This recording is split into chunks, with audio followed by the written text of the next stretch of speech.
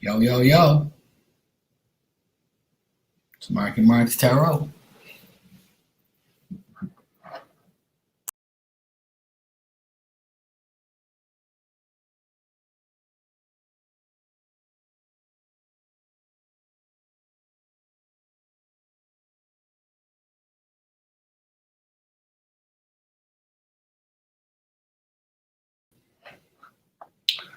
Okay, that's better.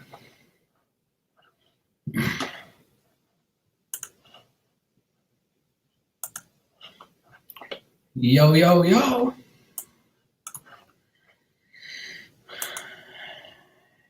Hey, Renee. Yo, what's up, Elizabeth? How you doing, sweetie? Sure, Amanda. No problem. How you doing, Amanda? Hey, Christina. Hola. Hey, Tiana. How are you, sweetheart? Hey, Leslie. How you doing? Hey, Mary. Thanks for the support, sweetie. Hey, Barbie. How you doing? My day was great. Hey, Miss T. How you doing? Hey, Vicky. What's up? Oh, it's good. Can't complain. Cannot complain. Yeah, me too, Tiana. Me too. Hey, Charlene, how are you, sweetie?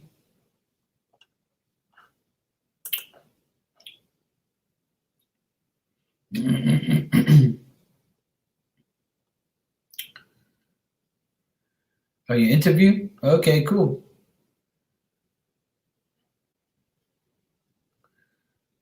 That's good. As long as you're happy, married, that's all that matters.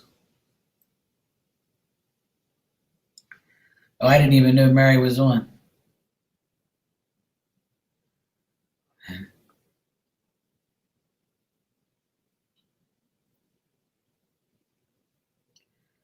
Okay, Amanda. Yeah, it does that. PayPal can be annoying at sometimes. But that's yeah, because you're new to PayPal, right? So they have to do checks and all that. Check out this, check out that. That's cool. Take your time, sweetie. You'll be all right.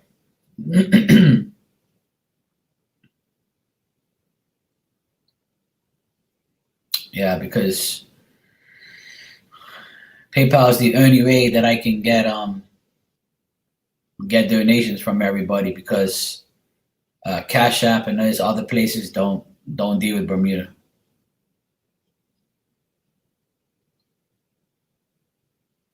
Oh, that's wonderful, Leslie. See, you got blessings coming. You see, Leslie, you just gotta stay positive, sweetheart. You can't dwell on negative things, and good things will always happen to you.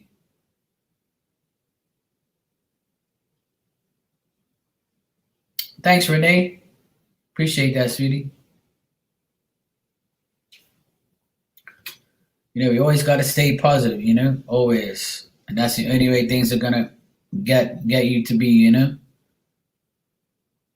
get you to the places you gotta go. You gotta stay positive. You gotta stay hopeful.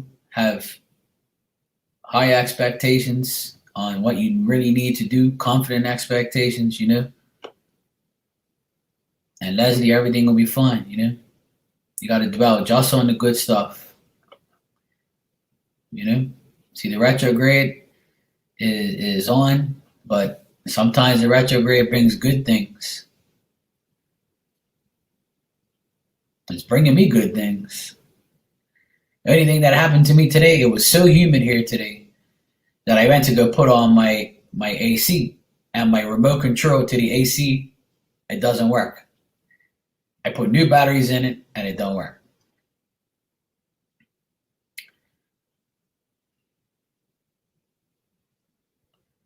Oh, nice, Leslie. See what I mean? Absolutely, Mary. I do that every day. Mary, I do that every day, sweetie. Every day I recognize what I have. When I drive across a church, I make the sign of the cross over me, and I say the Father, Son, Holy Spirit. I mean, every time I drive across the church, and I say, people might be looking at me on the oncoming traffic, but I don't care, and I say, thank you, Jesus, for everything you've done for me. Thank you for helping me, my family. I say it every single time I drive past a church. Hey, Mary Jane, how you doing, sweetie?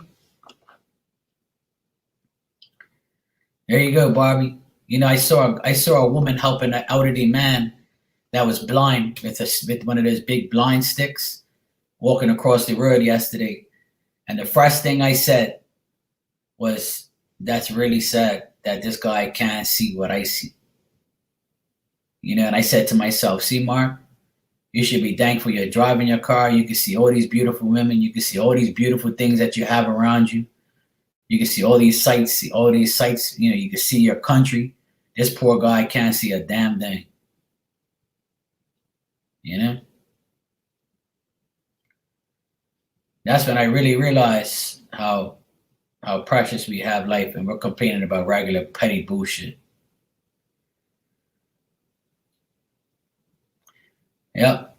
Well, when I do have my hat on, I do the same thing, but I make the sign of the cross, you know, all the time. And I pass at least 2 to 3 churches on my way here and from there. More than that, probably.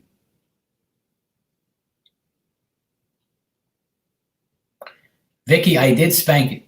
I beat the hell out of it. I actually banged it up against the wall. Hey, Sonia. I mean, Sonia. Hey, Sophia. I'm saying Sonia. Hey, Sophia, how you doing? And you know what? I called the place that I got my AC from, right? I called the place. This is just to show you how stupid people are. I called the place. I said, "Look, do you guys sell the remotes separately? You know, like replacement remotes?" She's like, "Oh, yeah, we got them." I was like, "What time you close?" "Oh, 5 o'clock." I said, "All right, cool. I'm just hanging out with my dad. Bro, after 4 o'clock, I'll go to the city and see if I can find it." So I get to the place. I walk in with my old remote, and I said, "Yeah, I'm here to get a new remote." "Oh, we don't have those." I said, "I just called you 20 minutes ago. You said you had remotes." "Oh, we don't have that particular one." I said, "Well, why you didn't tell me on the phone that you don't have certain ones and make sure I had the right one, or make sure, you know, I didn't come here for nothing?" "Oh, I'm sorry, sir." "You're sorry, it's too late now. I should make you pay for my freaking gas, you moron." I swear, people like they just like customer service in the whole world, and especially here, like people are just like, "Yeah, we got remotes." Well, you know what I'm saying? What if you ain't got the remote? You got to say, "Oh, well, we don't have certain remotes." You know, what model do you have? What type do you have? Email us a picture. Email me a picture right now of the remote you have so we can see if we got the same one. No, you wait till I get there and tell me no. That's really smart.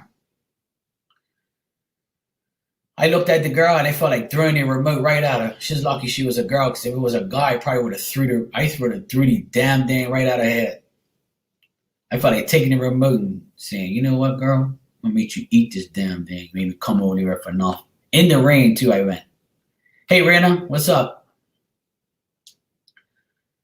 I swear, man, customer service is a complete joke, man. A complete joke. Then they took my name and my number down, and they said, "Oh, as soon as we get the remotes, we'll let you know. It should be a few days." So I went on Amazon to check. They ain't got none. Then I went on the other website. I googled it and stuff, checked it out. There's another one there, but it won't come for 2 weeks. And I'm like, I don't care. I don't need this damn AC. I'm all right. I'm like, it's the retrograde. I ain't worried about it. Maybe it's gonna work after the retrograde. I took the remote apart. I cleaned it all up. Tried to see if anything was wrong. I didn't see anything wrong. So I was like, you know what? The hell with this. I ain't worried about this damn remote. Then the guy goes, "Oh, if you really want it to come on, you can do it manually." You know? I'm like, damn it, man. Hey, what's up, Allison? How you doing, sweetheart?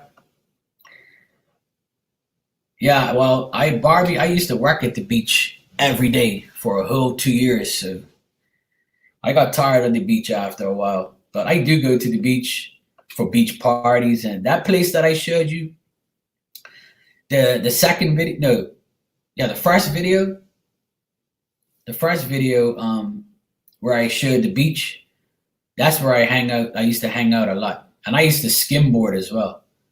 Like surfing is like very iffy here, but me and my friend used to skimboard like on the sand and stuff. We used to do that like every single day, man. I used to be like a beach rat. I was at the beach every single day. Every day. So seeing the beach now is regular to me. But I done those videos. I'm gonna do some more videos. Once the weather gets good again like that, I'm gonna go to the west side and I'm gonna show you the west side's even prettier than where I am. Yeah, everybody always says that. Hey Venice, how you doing, sweetie? I did. I had a good day, thanks. Yeah, the water here is different colors, and Bermuda is an amazingly beautiful place. You know, I tell people all the time, it's a different world here.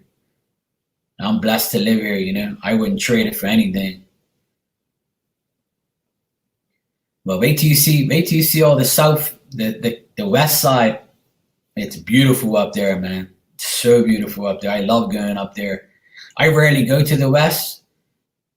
It's like about half an hour, 45 minutes away because it's like the end. But I'm going to go drive to the very, very end and I'm going to show you guys like all these other beautiful places.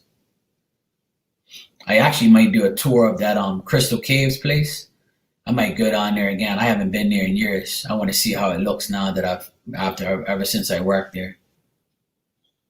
Okay, Allison, no problem, sweetie. Hey, Wilda, how are you? How you doing?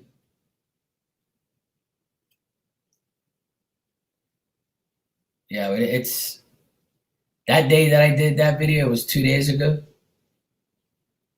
The weather was amazing for February. Yeah, I'm gonna take pics and I'm gonna do more videos and stuff. I'm gonna do it. I'm doing great, Wilda. Good to see you, sweetie. Yeah, so it's gonna be. I'm gonna do some more videos. I want you guys to see like the west side. Like all the south beaches are way better. Like I'll take you to one of the best beaches in the world. I'm gonna show you this place. It's amazing. It's so long and it's a lot. It's really nice. There's more beaches up the west. Like that beach I showed you is like right where I live. The 2 videos I showed you today, that's the places where I live. Like right next to me. Hey Bridget, how are you?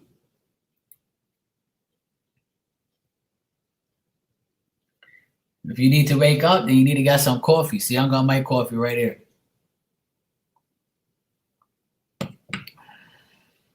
Some Dunkin' Donuts.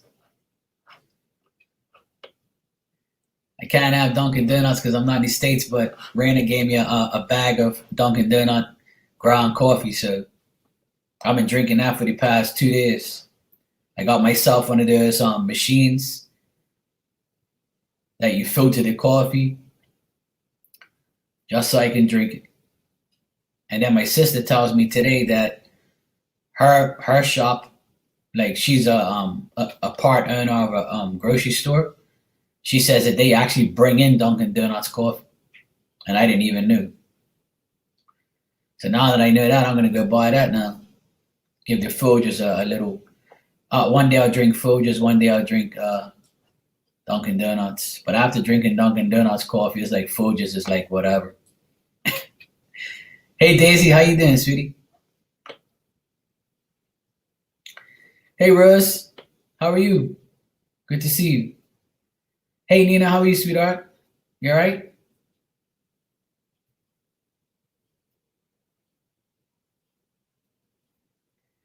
Yeah. Hey Ashley, how are you, sweetie? Yeah. Rana sent me a package of Dunkin' Donuts coffee, and I'm like, yeah, I like coffee too.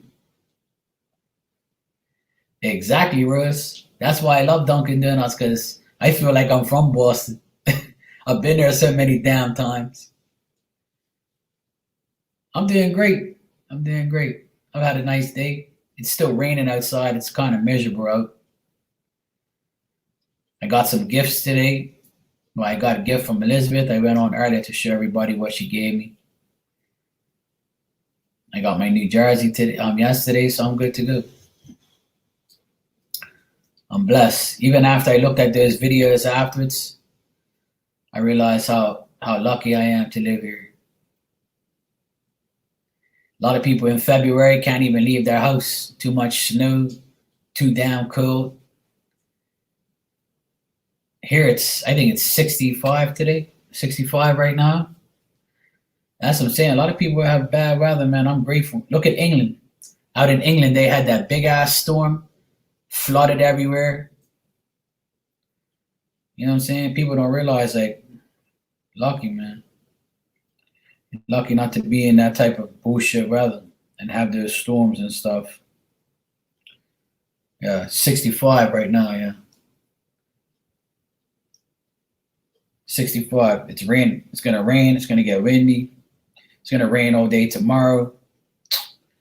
Oh well. Can't always be good. It's better than snow. It's better than snow.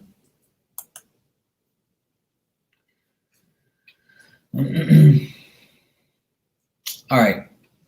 It's time. I'm gonna do a pick a card for Moolah. Cyrus 65 here. But I'd rather be in Boston, to tell you the truth. I'd rather be in Boston right now so I can go watch some games. I can't wait to go back again. Can't wait to go back again. Yeah, I don't mind the rain. Hey, Luann, how are you?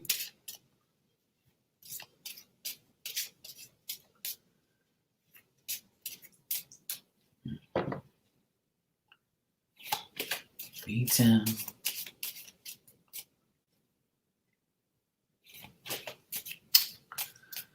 All right.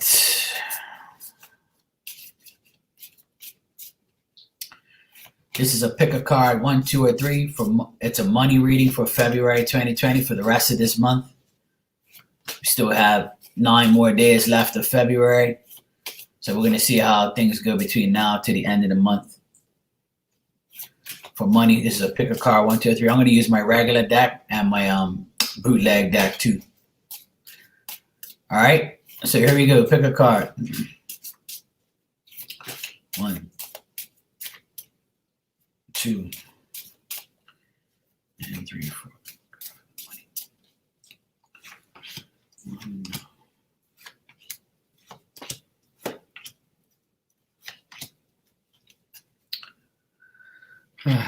Oh boy.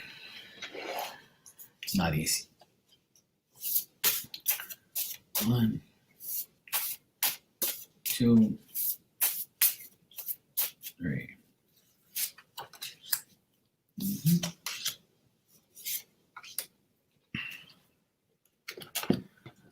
Hey, Anne-Marie, how are you, sweetie?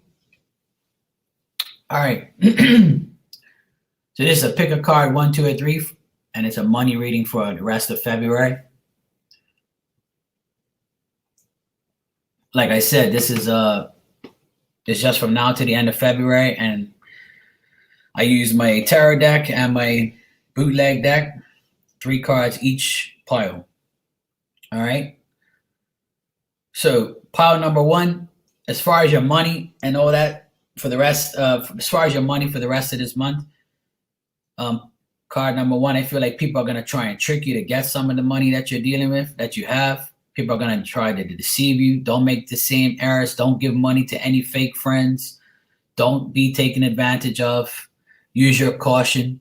You know whether or not you can lend somebody money or not. I feel like somebody's going to ask you to lend them money, or somebody's going to say, hey, can you give me $20 till the end of the month? Or can you give me $100 till the end of the month? No matter how much money they ask you for it, don't do it. You can do it. Don't listen to me.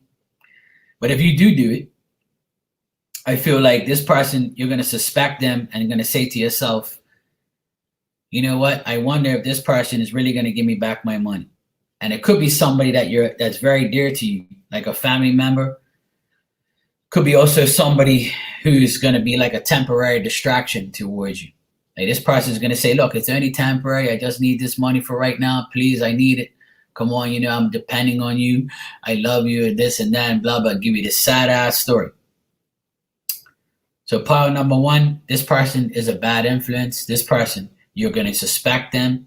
You're going to be this person is going to be over dependent on you for this money. As far as you getting money, I don't see I don't see any increase in money coming your way. I just feel like people are going to come to you for money if you pick number one. And also, card number one, women influences. All right? The women in your life are going to influence you to make more money. The women in your life are going to allow you to make more money, give you more money. If you have a woman boss, this woman might be telling you, there you can get a promotion, but if you get this promotion, you got to do this, this, and this. So it's going to be you're going to kind of be like, this is distracting me from what I really want. I don't know if I want this or whatever. And if somebody's going to come to you for money, it could be a woman. All right. And if you need money, pile number one, and you go to a woman, this woman will influence you to get more money or influence you to go the right way. All right. So that's pile number one.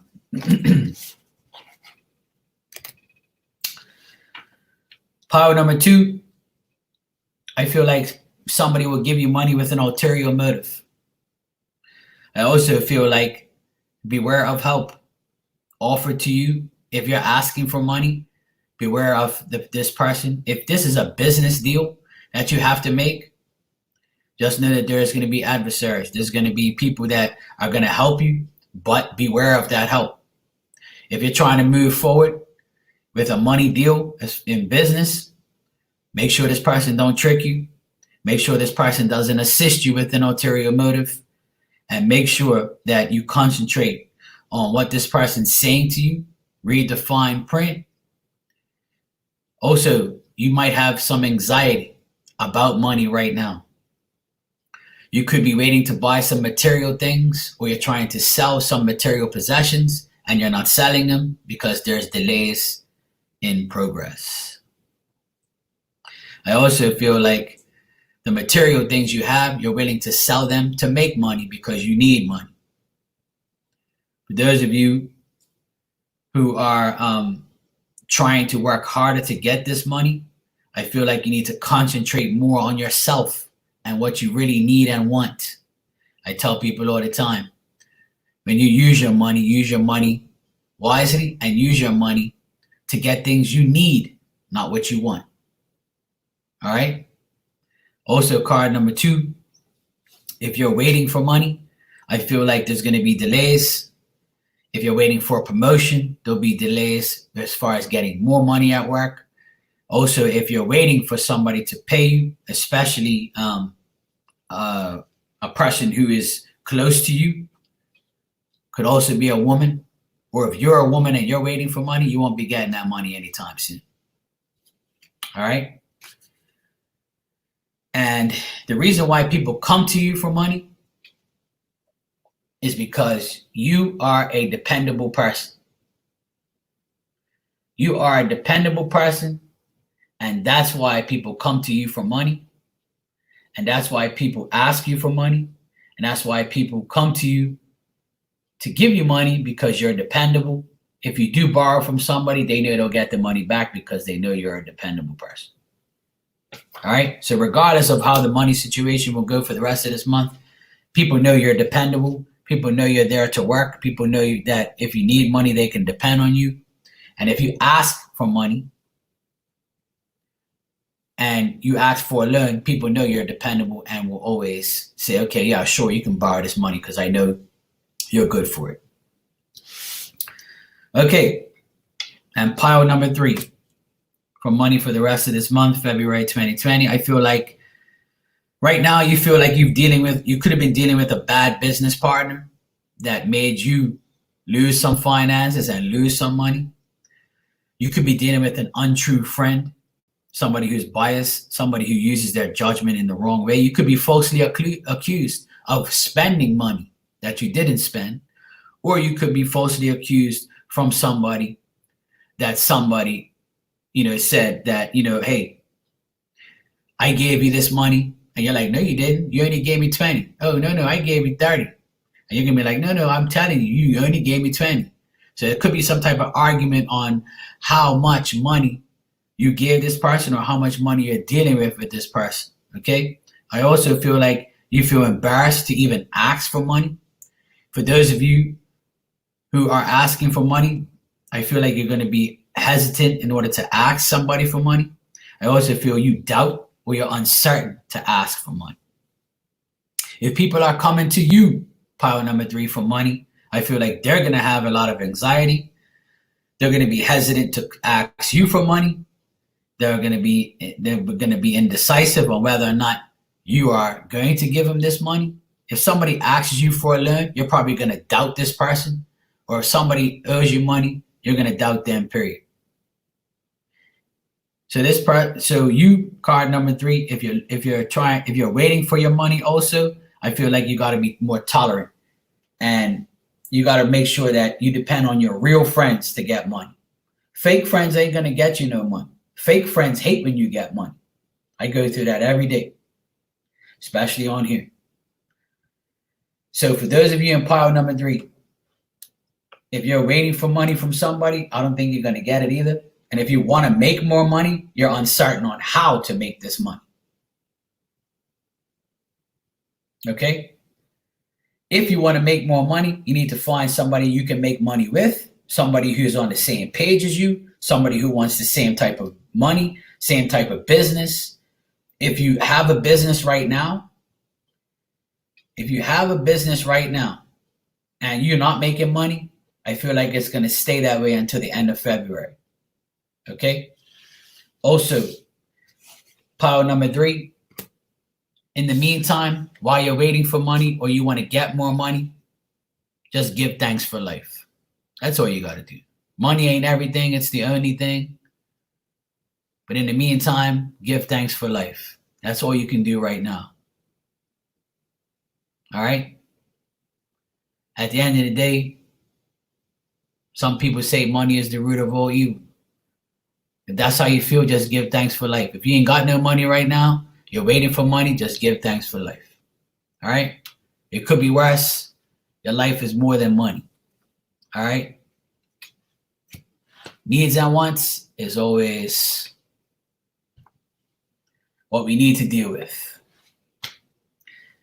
Actually, there is a pile 4. It's called the collective. So I'm going to do a collective now. And you can call this pile number 4. You can call it whatever you want, but I'll do a collective.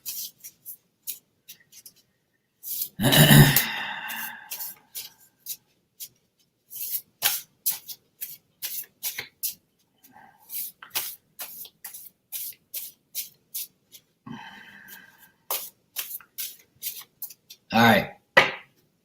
Absolutely, Barbie. For sure, Rose. Absolutely, Rana. That's what I tell people all the time. And when I see somebody come to me and say, yo, Mark, man, can you give me some, hey, do you have $10 you can lend me? I'm like, no, bro, I only use my card. That's what I tell people. Hey, you got $10, bro? I was like, no, man, I only use my bank card. I never carry cash no more, man.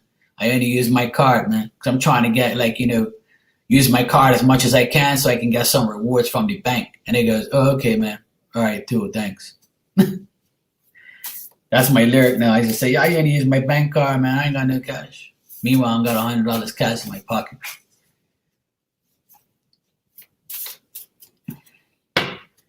All right.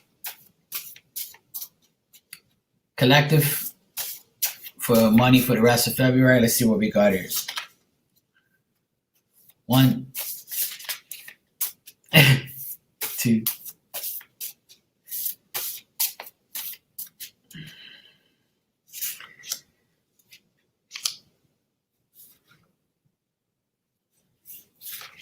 Okay.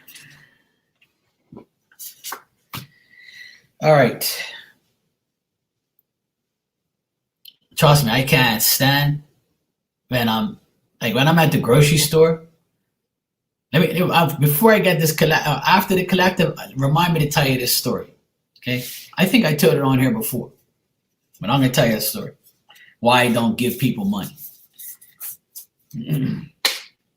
All right, collective. As far as you and your money for the rest of this month, don't worry. Be happy. Don't worry. Be happy. Don't worry about that money. Be happy that you at least have a roof over your head. Don't worry about money. Be happy that things could be worse. All right? That's your first message. Collective, what you seek is in life is near. So if you're seeking that money, it's near. It's coming. All right? What you seek in life is near. If you seek more money's coming. And this, I can't believe this card came up. You are manifesting money. So keep manifesting that moolah, and it'll eventually come. Even if it's not this month, it'll come eventually. As long as we keep manifesting it, it's going to come. And you could be dealing with a breakup, and that's why money has been kind of weird, because maybe you were dealing with somebody in a joint account, and now that you broke up, you had to deal with separation of money, and a breakup could have cost you money. So after this breakup, you might be getting more money, or after you, even if you have broken up with somebody now. Or this could also mean you're breaking up your money into sections.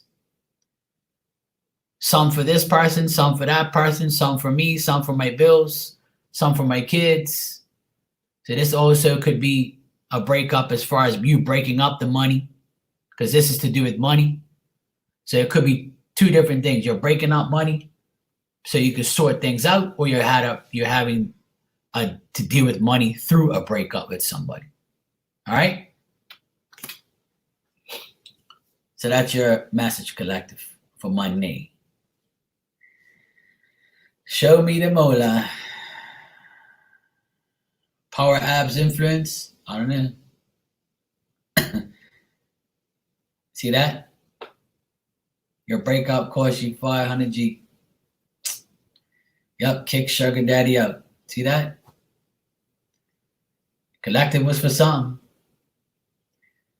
If the piles don't make sense, then it ain't for you.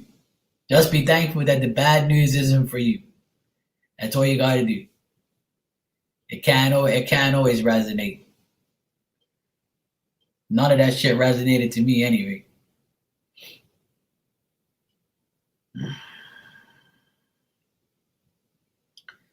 Exactly. I agree, Rihanna. Let me tell you this story. Okay? Hey, Anita.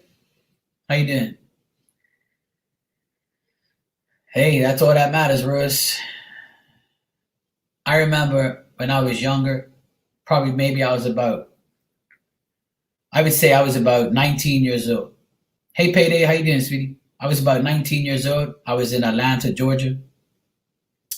I was visiting my best friend there. And I took some of my Bermudian friends with me. I took 2 guys with me, 2 of my best friends. And we were walking. Everywhere you went, there was like these people on the side of the road begging for money. And hey, Corianne, how you doing, sweetie? So every time I see somebody in a wheelchair or somebody with a missing body part or they look handicapped, I'll give them money. You know, I'll put $1 or $2 or, you know, when you're shopping, you always have a lot of change. So I used to take my change out of my pocket and just put it inside their cup or their jar or whatever. So we were there for about 2 or 3 days, and those guys are like, man, I'm sick and tired of seeing these bums everywhere, man. Sick and tired of seeing these money beggars. And I was like, look, man, that's just the way it is right here. Just don't pay them no mind. When they come up to you and ask you for money, just keep walking and don't even entertain. So then it was like the last day we were there. And I hear a lot of arguing on the side of the road, right? And I see this guy in a wheelchair sitting down in a wheelchair. And he's got this plastic cup and he's jingling around his money. And a guy comes up to him and says, "Yo, get the F out of your chair. There's nothing wrong with you. You conniving this and that. You're manipulating people. You ain't nothing wrong with you. Why you in this wheelchair? This thing don't even move. This don't even work. Ain't nothing wrong with you. Get out of the chair and stop fooling yourself and fooling these people. What you're doing is wrong." And I'm saying to myself, what the hell is this guy talking about, right? So then the guy was like, "Look, leave me alone, blah, blah, blah." And then everybody tried to defend the guy. People that were coming by was like, yo, chill out, man, chill out. Like, the guy's in a wheelchair, man, calm down. So I'm just watching this whole thing. Me and my friends just stopped to watch it, right? Because it got heated. So people were pushing the guy back that was aggressive. So when everybody left, he came back. Like 2 seconds later, he turned around real quick and he bitch slapped the guy right across his face in the chair. He went, "What?" And the guy in the wheelchair threw the cup of money on the ground and chased the guy and started to fight him and beat him. And the wheelchair was there. The guy got out of the wheelchair and ran after his ass when he slapped. And I said, "Look at this shit." And me and my friends were like, "No way. No way. I can't believe this guy's been conning us all this time." And we all gave him money because he was there every day. And we all gave him like $1 every day. Then the guy looked like he honestly looked like he couldn't move. But when the guy bitch slapped him, he got up and ran after him. And nothing was wrong with him. And I was like, this is why I don't like to give nobody money. Especially if you're on the side of the road begging for it. I couldn't stand that. After I saw that, I stopped giving everybody money. I was like, I ain't giving nobody no money no more. To hell with these people begging on the side of the road and in a wheelchair. Unless you're missing body parts and you can't run when you get slapped, then I'll give you some money. But otherwise, after that day, it really blew my mind how corrupted and how stupid people are. Just will do whatever it takes to get money. And meanwhile, there's people that would love to be out of a wheelchair to go work. And you can work and you won't go work. And nothing's wrong with you. Really? But then, every time I go watch a Boston Celtics basketball game at the stadium, where the Celtics stadium is, there's a train station. So there's always a lot of people there begging for money. So as I was leaving the train, as you leave the stadium, everybody's walking together. And sometimes there's people on the side saying, "I'm homeless." They have a little sign there with a cup. So the last 4 years, right? The last 3 or 4 years that I've been going, there was a guy with no legs. He had no legs. All he had was his 2 arms and both his legs were cut off. And he was in a wheelchair and he was strapped in, right? And he had no legs and he had just his arms and he had a box in front of him, right? But box was almost full of money. And because everybody was coming by and giving him a couple dollars and giving him change and stuff. The first time I saw him, I gave him $10. And he started to cry. He goes, "Oh man," and he grabbed my shirt and he goes, "Hey, you just gave me $10." And I was like, "Yeah, man, you need it more than I do, bro. It's all good." I said, "I can afford to give you $10. It's all right." I said, "I want to give you more, but I only have $10 on me right now." And he grabbed my shirt and he starts crying. "Thank you so much. It means a lot to me." And I was like, "Okay, man, it's only $10. Jeez, And he was like, and I almost cried too, because the guy was crying. He goes, "I'm good." He was trying to explain to me he was going through a hard time. I said, "Well, you ain't got no damn legs. Obviously, you're going through a hard time, I'm like, "Yo, man, it's all good." So then he remembered me that same year, about 4 months after. I went to 2 games that year. And when I came back, he remembered me.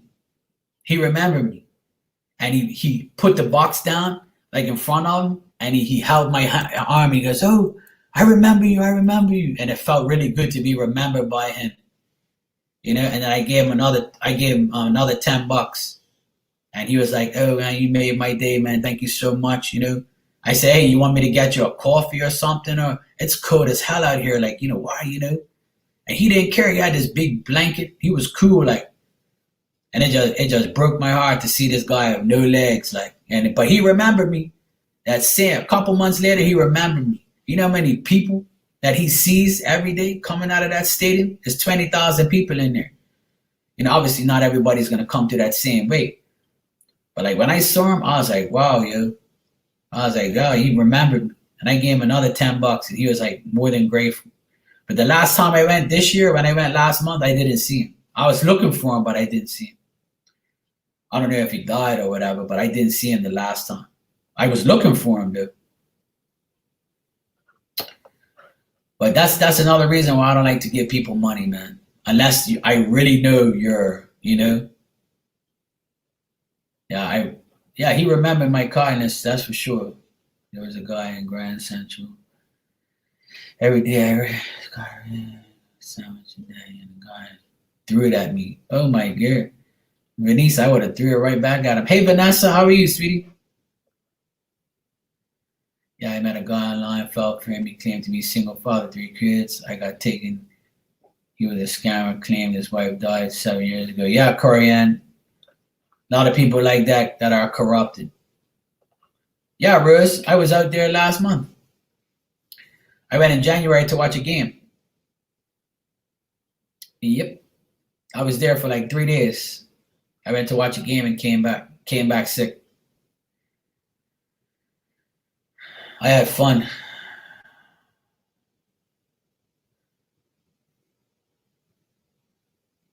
I'm doing great.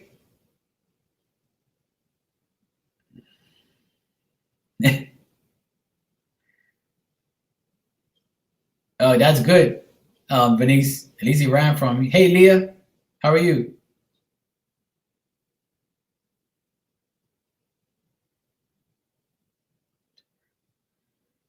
Oh, nice, Angela. Yeah, I like to help people, man, because what happened was another thing that I do, I'm doing great, Leah, thanks. Another thing that I do is when I get a lot of clothes that no longer fit me or they're worn out, and I know it could serve somebody else, there's a Muslim place here in Bermuda that you can drop off stuff.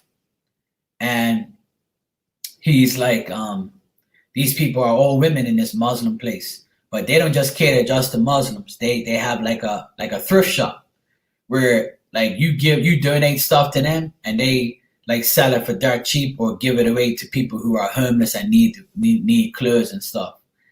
Last year I took like all these old clothes, old stuff from my nephews that no longer fit them, old shoes I had, all these old hats that I didn't want, like all this stuff I gave, and the people was like, "Oh, some of this stuff's really nice." I'm like, "Yeah, well, whatever. Like, I don't care. Like, take it all." So I just donated it all, like tons of stuff. My car went there full, and they were like, "Oh, wow, you're bringing all this stuff here." I'm like, "Yeah, I don't need it, man. Give it to somebody who needs it. I don't." It's cool. So by just doing that and helping people, man, makes everybody happy. Okay, Renee, sure. Tell them come summertime. We'll be all right. We'll have a great time. I can't wait to go fishing again.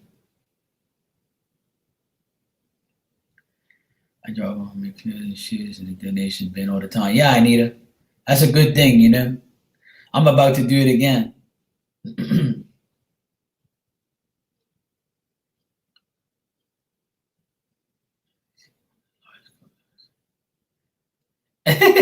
There you go, Lou man. He wanted a large coffee. You can give him a small one. Take that. Don't be greedy. Exactly. Well, usually they will, Corianne. Usually people will.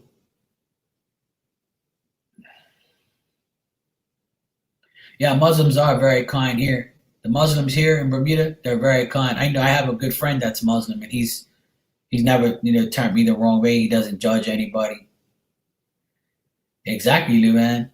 They should be just thankful, just to get something. Yeah, exactly, Christina. Yeah. Yeah, I'm like I mean, if somebody really needs the money, like that guy with the no legs, like I'll give it to him because I know he deserves it. Because this guy ain't got no legs. How the hell is he supposed to work? You know? And he recognized me then, like a couple months later. Like that made my day. It made me realize that. It made me realize that this guy was grateful. You know? And that's the main thing. Like.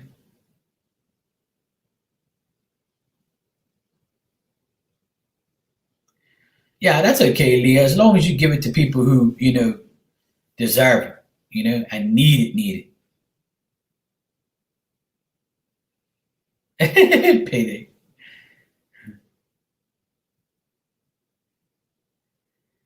Hey, Jamie. How you doing? Yeah, I mean, here in Bermuda, there shouldn't be nobody begging for money. But really there is.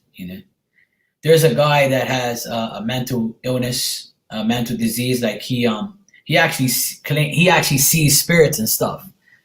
And he's like a guy who's always on the road. They call him scientist. And his name's Max. And I used to let him wash my car, and I would give him $25, and it made his day. I would say, "Look, you can wash if you want money. I'm not gonna give it to you, but you can work for it." And he'd be like, "What do you want me to do?" I say, "You can wash my car. Look, here's the bucket, here's the sponge. I'll give you the soap and the water, and you can wash the car." So while he's washing the car, right, he'll be looking up into the sky and goes, "I told you. I told you, I told you.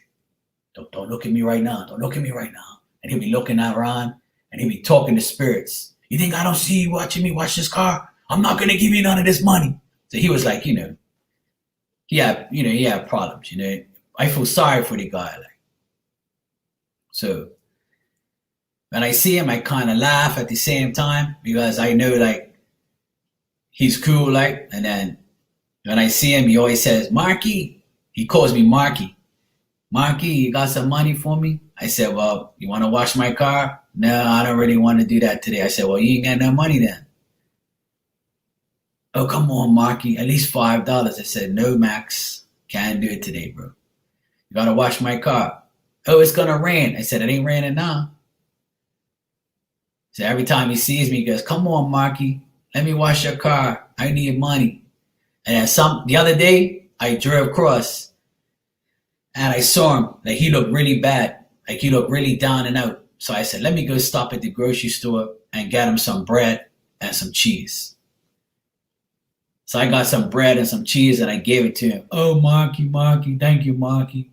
You want me to wash your car?" I said, "No, but you can have this bread and cheese, okay? Just be thankful for the food." "All right, Marky, thanks a lot." He didn't even untie the bag. He ripped the bag and started eating a bun, but playing by itself. And he says, "Marky, I like this cheese too." I said, "Yeah, you can eat it. It's all yours." He's always on like a push bike. Like people always take care of him. Like there's a big shelter here where he goes, like for people who have like mental issues and, people who don't have a home. I always fear them. Hey, what's up, Mila? How you doing, sweetheart? Yeah, taco reading. It's not too good though. Yeah, he always remembers me though. Max always remembers me. He's cool though. He's cool. Max has always been cool to me. He always washed my car. I always gave money for washing my car, and then my boss was like, "Hey, he did a good job." I'm like, "Yeah, let him wash your car so he can leave here with some money." And then literally a couple hours later, we'll see him with like a couple of Heinekens drinking. I'm like, "Max, you shouldn't be drinking." "I know, Marky, but I need it. I need it." I said, "Oh, Max, yo, you should use that money to go put food in your body." And then the next day, I'll bring some of my shirts that didn't fit anymore. I'll bring him a couple shirts, and he'll be like, "Oh, Marky, I like this shirt. I like it." I used to have like racing car, NASCAR shirts, and I used to give it to him. "Oh, I like these racing car shirts you give me, Marky. Thank you, Marky." He used to make me laugh.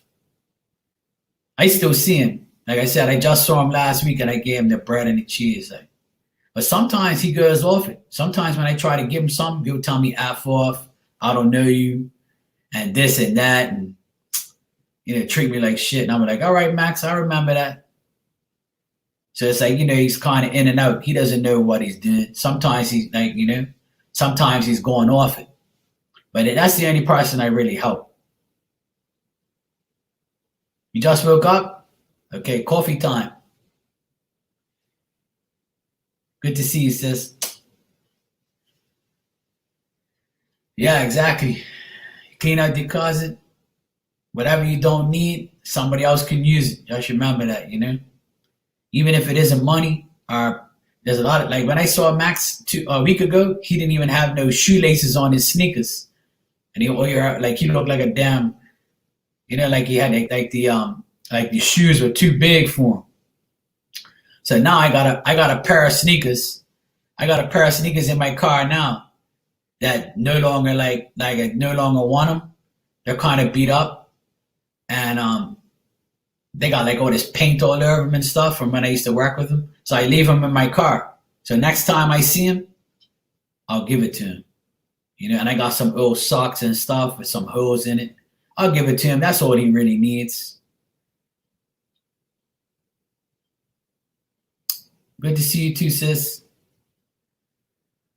Yeah, people need stuff. Like if you can give things away, give it away. If you don't use it no more, it's the perfect time to do it too, because retrograde is a good time for cleaning up your closet, your shoes and shirts and things you don't need. Give it to some people who need it. There's always somebody who would need it. I remember when I was younger, when somebody gave me something, I was so happy. I mean, even today, and every day that I got a present, like this birthday was amazing. Like I never got so much presents in my damn life. When I was young, I didn't get no damn presents like that because my parents couldn't afford all of that. They were too busy. They were too busy putting in, money. They were too busy putting in money in our education. So when Christmas time come, we got a sweater to go to church with, a little tiny little Hot Wheels car. My sister would get a Barbie doll. Maybe we got shoes sometimes. Things like that. People got to realize, like, some people never had stuff. Like some people, woke up. I mean, didn't even have a bed to sleep on. People didn't have shoes. Had the same sneakers for years,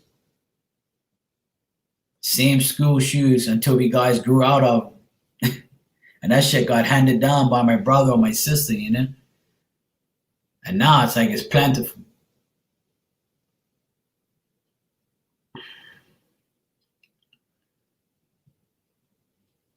Yeah, I believe that, Venice. Yeah, Vanessa, I did. Hold on a sec. Okay, yeah, I got it, Vanessa. Thank you so much.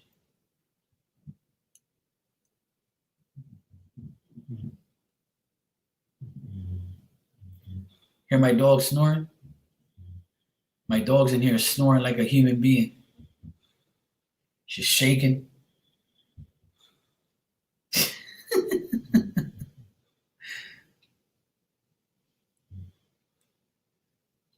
She's too funny.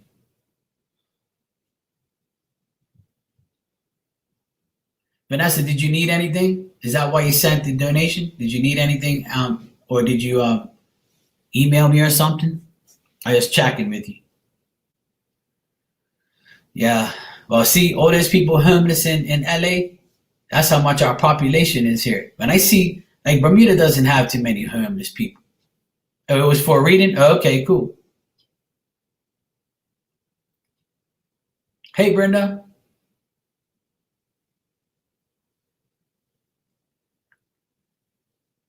Hey, Ernie. How you doing, sweetie?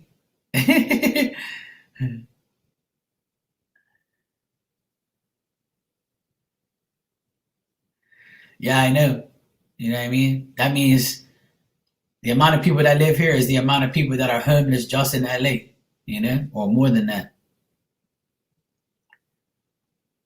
How's things, Brenda? How's Sal? All good? Luann, you said not to change the subject, but what places? Yeah, Vanessa, go ahead. You can ask me.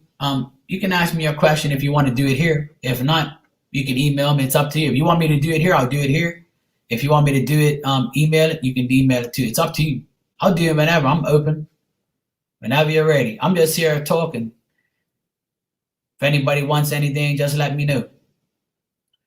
This is the time that I do messages and answer questions. Sounds good? All right, good to hear. Tell I said hello. Okay, Vanessa, sure. Luann, let me just scroll up here. What are the coffee places you have where you live? To be honest, we just have like regular like gas station coffee places, restaurant coffee. There's no real, actually, let me just check that real quick because my cousin, he owns a coffee place in Bermuda. Oh yeah, it's called Coffee Works. That's what it's called. And then it's another place called Convenience Coffee Limited. Cocoa Reefs. There's a lot of places like I'm looking at it now. But Coffee Works is a place that my cousin owns. Coffee Works Bermuda Limited. And that's like a place right in the city where you can walk in and just like buy coffee. Like they even sell their own. They even have their own brand. They sell machines. It's like all coffee. But like we don't have places like Dunkin' Donuts and Starbucks and all those type of things. Like coffee's coffee. But like when you go to those places, you can get Starbucks coffee. You can get like all the coffee you guys have out there. Like the thing is like if you want a Starbucks coffee, they have the machines with the little cups. Or you put it in a machine, you clamp it down, and it gives you the coffee. There has places in town that in the city where you can get that, and Dunkin' Donuts and all that stuff. But I'm not a Starbucks fan. I drank Starbucks for a little while, but I never liked it as much as I like Dunkin' Donuts. And I drink Folgers coffee on a regular basis. Yeah, like a K-cup, exactly. Yeah. When am I doing the mediumship readings? Probably tomorrow. Tomorrow night I'll probably do mediumship. Yeah, the Keurig or whatever it's called, yeah. Yeah, little cup things. But there's a lot of variety. There's Starbucks ones, you can get Dunkin' Donuts ones. Like all that stuff, like all that. Like Bermuda has stuff like that, but like franchises, like a major coffee franchise, no. Yeah, I drink Folgers every day. Always. I'm a Folgers guy. Like right now I'm drinking the caffeinated Folgers coffee, the green one. All right, let me answer this question for you, Vanessa.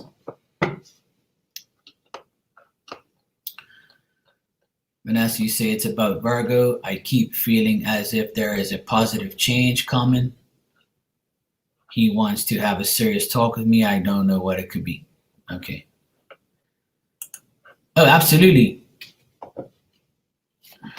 You drank Folgers before Keurig. Yeah. I drink pretty much all those types of coffees, but like there's some coffees that like to me Starbucks, I don't really like Starbucks like that. I mean, I like it, but not to drink it every day. Like I'm a Dunkin' Donuts guy. But when I went to, what coffee's nice too? Is at IHOP. IHOP's coffee is really good. When I used to go to Atlanta and I used to go to IHOP, the coffee, we used to get a whole pitcher of coffee. We used to tell the guy, yeah, you can leave that there, bro. Don't move it. We'll tell you when you can come get another one. I really miss IHOP.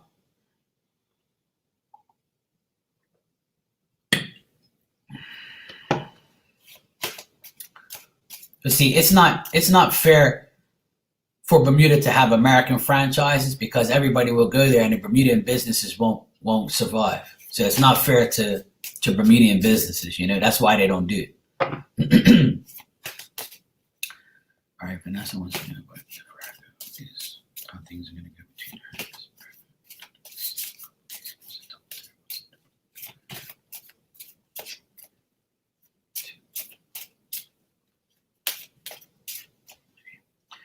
Like I said, the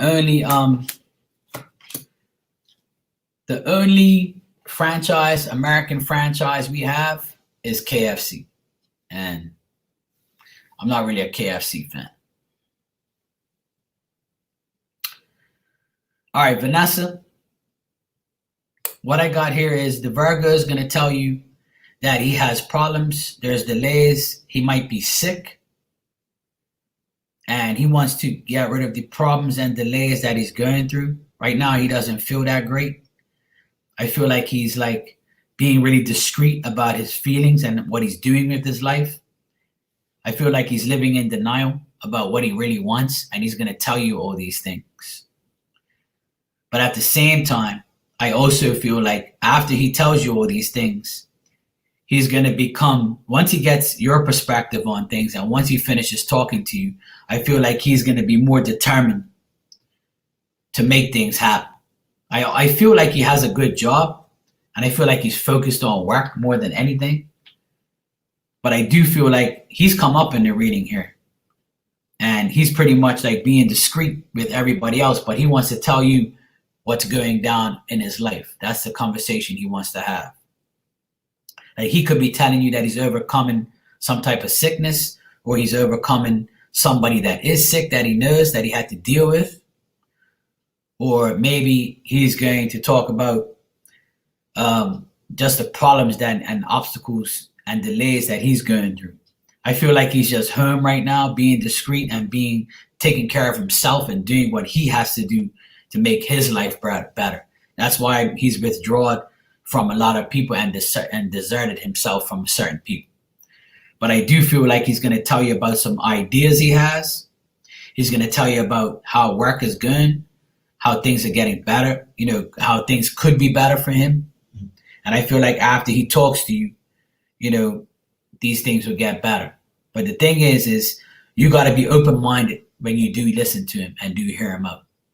Okay? Don't resist yourself from, going with the flow and listening to him. Because there's going to be, you might get emotional, And if you're an emotional type of person, I feel like you're going to feel like kind of fickle, and you're going to feel like, unstable with your emotions as far as what he has to say. But I feel like the end result is just it's him telling you about the ideas he has and what he's gone through and what he's going through. That's what I'm getting here.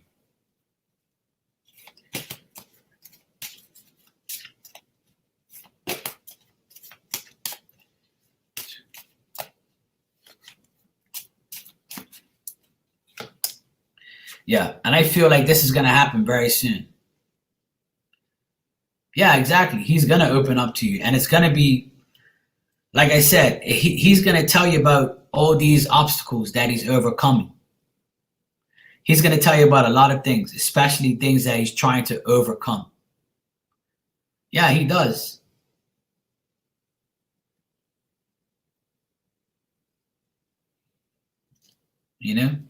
But he's not sure about how things are going to be in his life. That's why he wants to run things by you. He wants to tell you about what's going on right now. Like I got obstacles here a million times. Like there's a lot of obstacles that he has to overcome. Like he feels like he needs to talk to you because he feels overwhelmed by all these things that are going on in his life. I don't know if you know about that, if he's going through a lot of things in his life, or he's dealing with people and dealing with, I feel like this is a work situation or a family situation. And he's going to tell you everything that he's been doing, everything he feels, and it's going to make you feel like, overwhelmed and emotional about what he's got to say. It's nothing bad. I just feel like he's just going to tell you about everything, that what's going on with him. And he needs you to be listening. Yeah, he is. Yeah. It's a lot of obstacles, a lot of crazy stuff, like a lot of like things as far as himself, He's going to tell you it's all about him because I got him here a few times. So, and he wants to know where he stands with you and if you'll support him through these things. So it's going to make you feel, kind of, like you're going to think a lot when he's starting to talk to you. Your emotions are going to be running wild. But it's nothing bad, though. Vanessa, I don't see nothing bad. I just see it's mostly like things that he's going through. All right, sweetie? I wouldn't worry about it too much. Like I said, just hear him out. He's going to tell you the truth. He's going to tell you things. He's going to tell you how he feels about the people around him, what he's going through. I feel like he's going to open up to you a lot when he talks to you next time. And I feel like it's very soon. Yeah, could be, Vanessa, could be. If you're a good listener, then I would say listen more than you talk. Just listen. Just listen to him, hear him out, try not to get too emotional. Exactly, to see if you can handle it. Exactly. He wants to see if you got his back once he tells you everything. So it's up to you. You got to make the choice. But I feel like always going to be like he's going to try and negotiate his whole life with you, and tell you everything and tell him what he's been doing and how he's been doing it, all the ideas that he has, all those things, So let me know how it goes. You'll be all right, though. You'll be okay. I don't see nothing bad.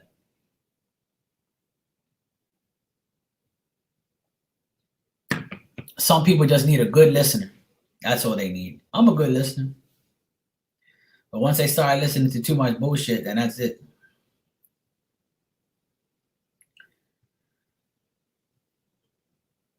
Yeah, sis. That's what I mean. The readings today were all about people coming for money, and it wasn't that good. And plus, it's retrograde, so people come out, they want this, they want that. Well, don't be afraid if he comes for money. Just don't give it to him. But it's up to you. If you think you're going to get it back, sis, then you can. If you trust it, like I think one of the readings says, if you trust the person and they're dependable, then you know that you'll get your money back. So if you don't mind giving it out and you know you're going to get it back, then that's okay. But if you want it back like the next day or the day after, I don't think so.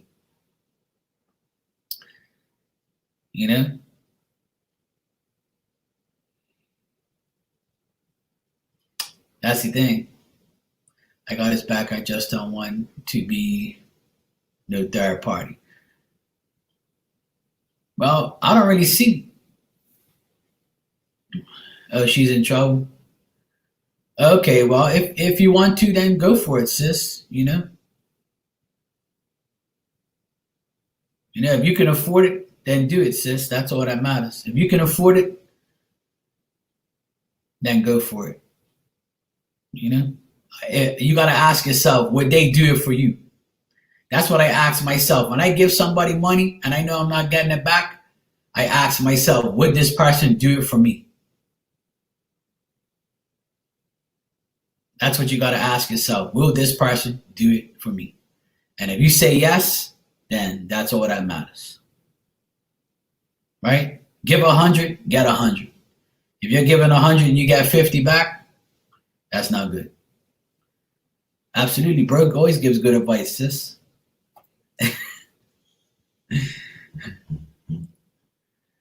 Well, if you're going through it all, then that's it, I try to, sis. I always try to be right, try to make sure everybody gets the right advice. I go through the same things everybody else does, So, yeah, Turkish coffee is strong. I've had that once. It was the bomb. That's why they do coffee readings in Turkey. Because it's strong enough to do reading.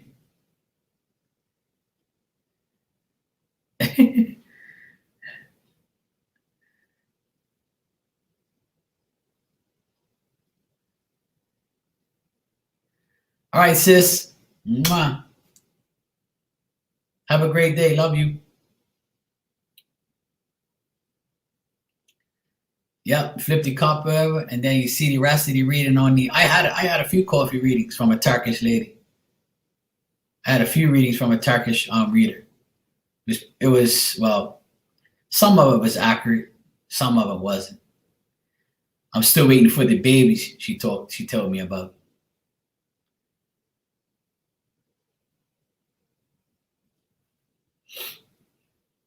So it's all I can tell you whatever you want, but it's up to you at the end of the day to make the decisions that you're dealing with, The cards don't run your life.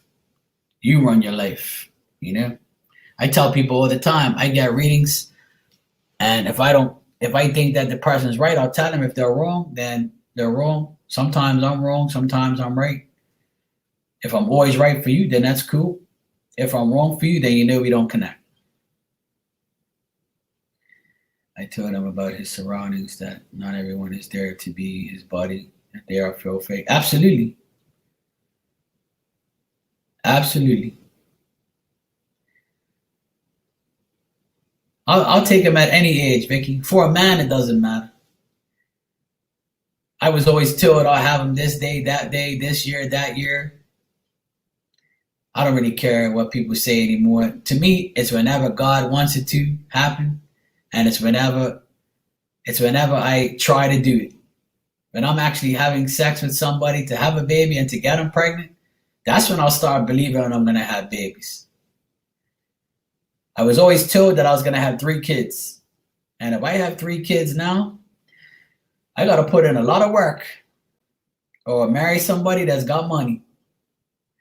Because babies are expensive, especially 3 of them. And if I have 3 daughters, I'm in a lot of trouble. I might die by the time I reach 60. Because I don't know if I can handle beating the shit out of their boyfriends if they disrespect them at that age. I can do it now. That's why I wanted to have kids early. So I can make sure I could beat the shit out of their boyfriends if they break their heart. And when I'm 60, I'm going to have to beat their ass with a cane or get a shotgun or a bow and arrow or hire somebody.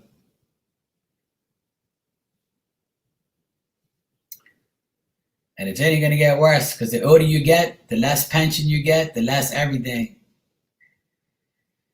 Oh boy, if I had triplets, oh boy. Oh yeah, my girls will have my back. I'm sure my wife will too. If I have all boys, I'll be all right because then they'll be able to, take care of me.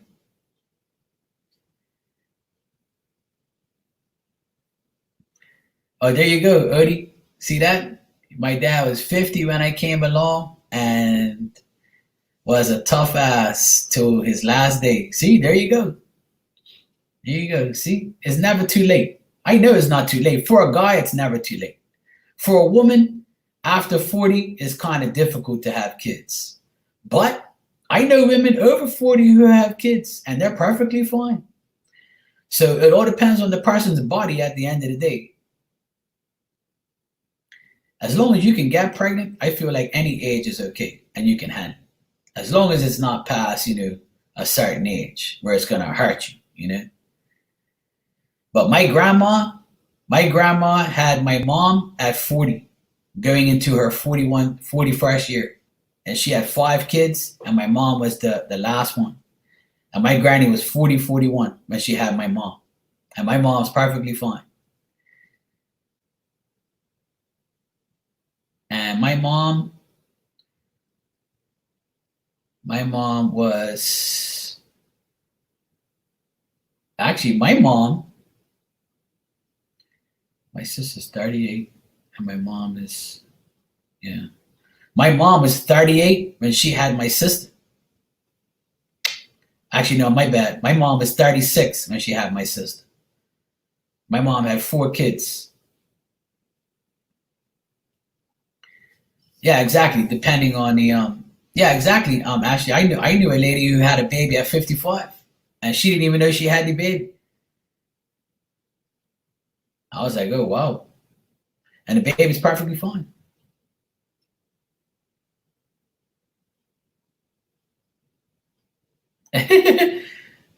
So,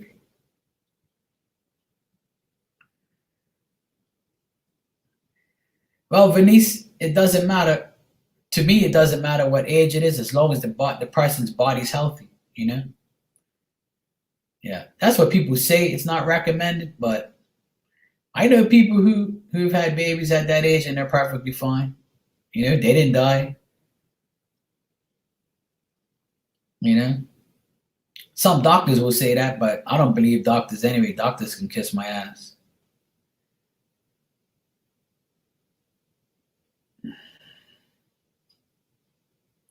There's people who have babies at 16, 17, you know, and they lose them. You know, it doesn't matter to me. You know, it doesn't matter about age, you know.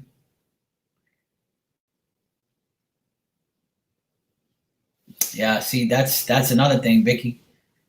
You know,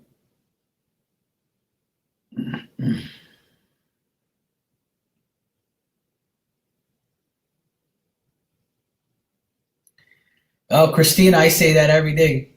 I just went 43, so I still don't have kids, but I want at least one kid. But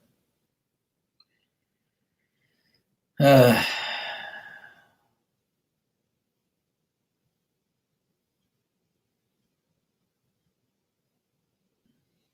there you go. It all depends. For a guy, obviously, it's different. You know? For a guy, it's really different. But I know a lot of men. I know a lot of men that are like 50 something years old and they just had their first kid. And I'm like, oh shit. Yeah, a guy's way different, you know. A guy's always fertile. That's why I drink that's why I eat asparagus to make sure I stay fertile, just in case. Just in case a miracle happens. Exactly, guys can have it at 80. Vanessa, of course you are. But at the end of the day, what's gonna happen is gonna happen, scared or not. Well, it also helps with fertilization. I know it makes my pee pee stink. I know that. I know that for sure. But even if I don't have kids, I'm good. I had six nephews. I have six nephews right now, and I raised all six. I took care of them all. I changed their diapers at one point. I babysit them. I still take care of them till today, and I feel like they're my own kids.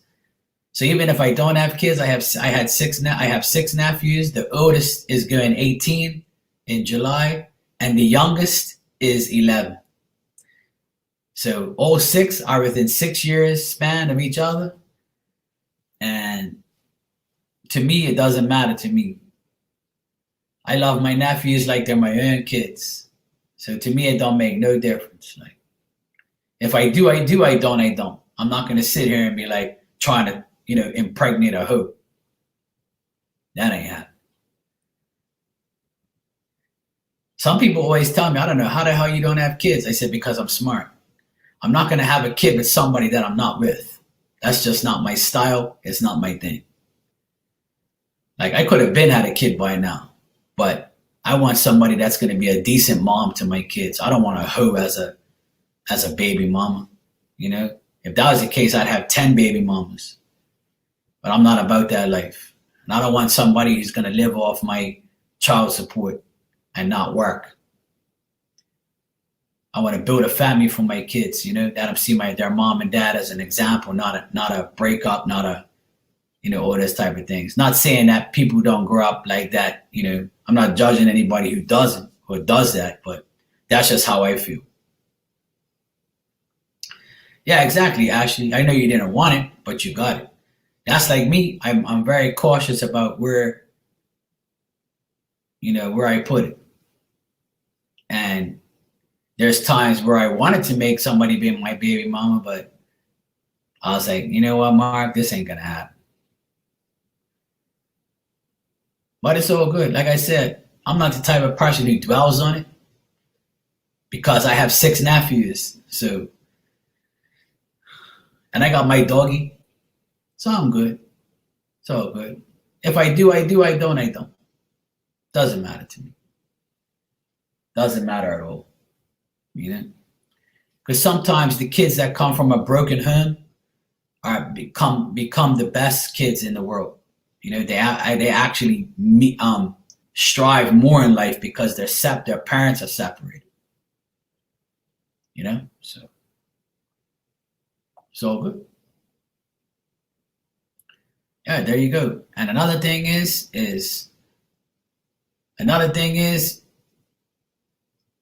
I'm blessed that my 6 nephews are not, mentally ill or missing body parts or, you know, sick, born with diseases. That's the main thing, man. You know how many kids out there that grow up and have cancer and die, or kids that are like, all those type of diseases and stuff, like, and all those type of problems. And like people don't realize how lucky they are to have healthy kids with all these damn bills and shit for the hospital. People got to realize when you have kids, it's a big risk, a huge risk. That's why I can't like even fathom a person who has a child and dies right after, or die, like, say you have a kid for like years, like 7, 8 years old, and then they die. Like, how could you even cope with that? I could never even imagine that, like, and that's what I don't want to happen to me. I don't wish that on anybody.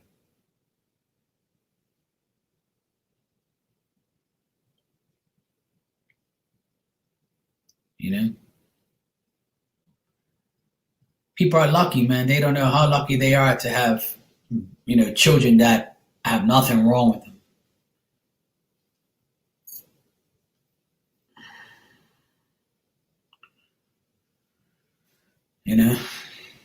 That's why I'm so glad my nephews are healthy and they're good, man, because it'll hurt me to see one of them go, or if something happens to any of them, like, I'll be destroyed because they're like my own kids.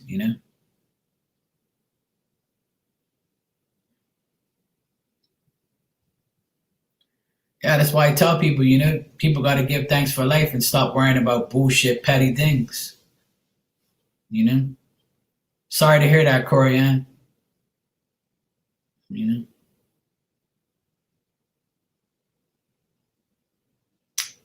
A lot of people lose kids, but then they still have other kids. Just imagine like having a kid, and then you can't have no more to replace that kid. That's even worse. When a child, when your kid dies before you, that's even worse to me. That's even worse. I can never imagine dying before my parents. And I pray to God I don't, because they need me. So I ask God to spare my life as long as He can to help my parents, because they need me more now than ever. Because they're in their 70s and they need me because I'm single and I have my own business and I'm very flexible with my time, so I can always help them. Well, there you go. See, it wasn't meant to have them all. At least you got 2 more. Then my oldest sister, she lost triplets at 5 months, and she waited a while, and she had 2 boys. She lost triplets, but had 2 boys right after, and it was all girls. Her body couldn't handle it, and she lost the triplets at 5 months. So she was devastated. We all were, because we all wanted those 3 girls, those triplets, but it just didn't happen. So, and then she had 2 boys, and they're both healthy, but she still like blames God for that. And I was like, you're an idiot. Don't you see what God did for you, fool? God gave you 2 kids, 2 boys instead of those triplets, because obviously those triplets weren't meant to come out. They weren't meant to live. So now you were blessed. I can understand you having doubt about God if you didn't have no more. But he blessed you with two healthy boys. Like, what more do you want? She still like grudges God for that. And I'm like, you're an idiot, man.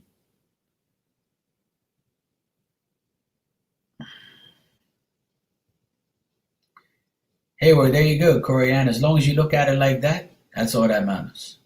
You know, there's people in this room that have lost kids. It's a part of life. There's people in here who don't have kids.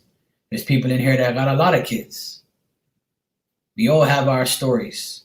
But at the end of the day, we still have to give thanks for the good things. Yeah, she's all right now, but when that date comes up where she lost those kids, she takes the day off and she dwells on it too much. And she actually had a funeral for him and everything, so she took it very hard. But God blessed her with two boys, and they're perfectly fine.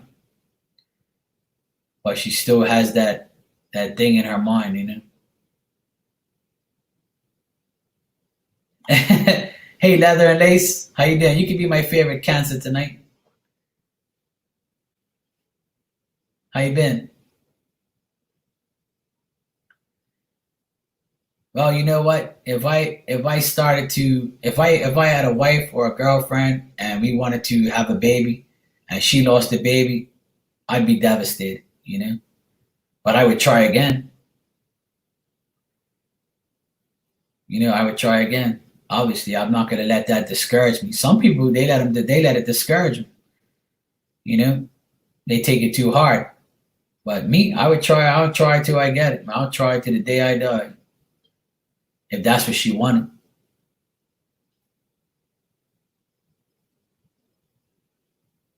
But it all depends. Who's to say I'm going to meet somebody young enough to give me kids? That's why I'm not really worried about it. I don't dwell on those things no more. I just let God give me. I'm blessed right now without kids, so that's how I gotta look at my life. Okay, Ashley, good to see you, sweetie.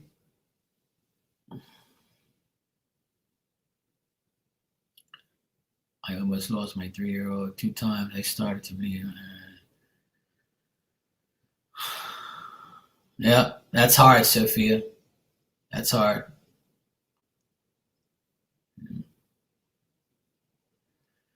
Yeah, Raina, I know you lost your first. I mean, you lost your daughter, but at least you had a lot more kids, so they made up for those. Leather and Lace, you say, taking care of my disabled daughter. She has pneumonia. Sorry, Miss you. Yeah, well, see, I just finished saying this, Leather and Lace, how people are so blessed to have healthy kids that they don't have to, spend a lot of money on. And here you are, you got to take care of your disabled daughter. You know, that's the thing. People don't realize how good they have life and how blessed they are. Like.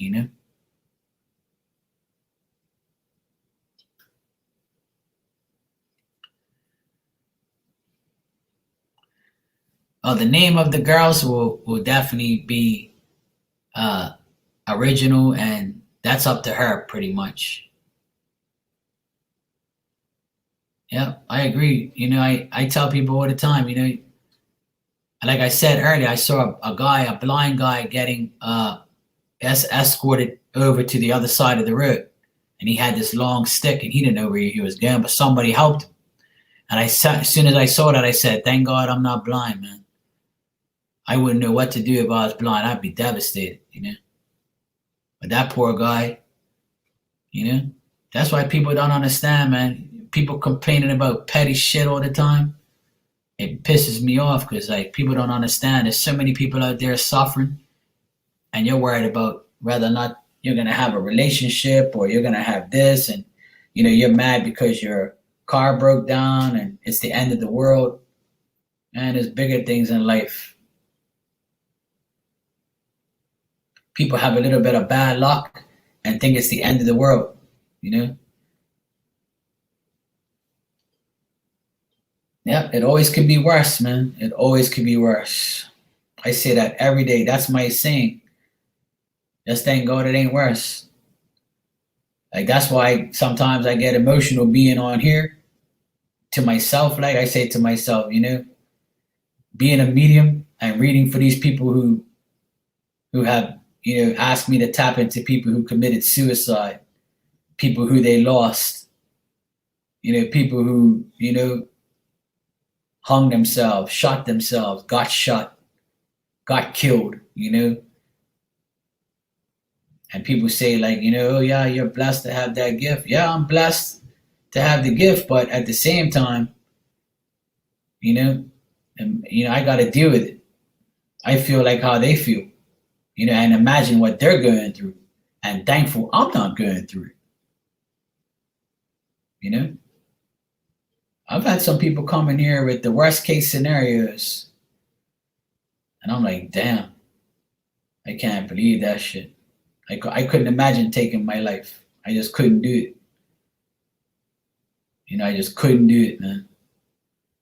Like a lot of people come in here for all that, people that they want to talk to that committed suicide and killed themselves. Like when I hear stories like that on here, it's like it kills my heart, man. I couldn't imagine doing that or even dealing with somebody who did it. Yeah, exactly. Absolutely.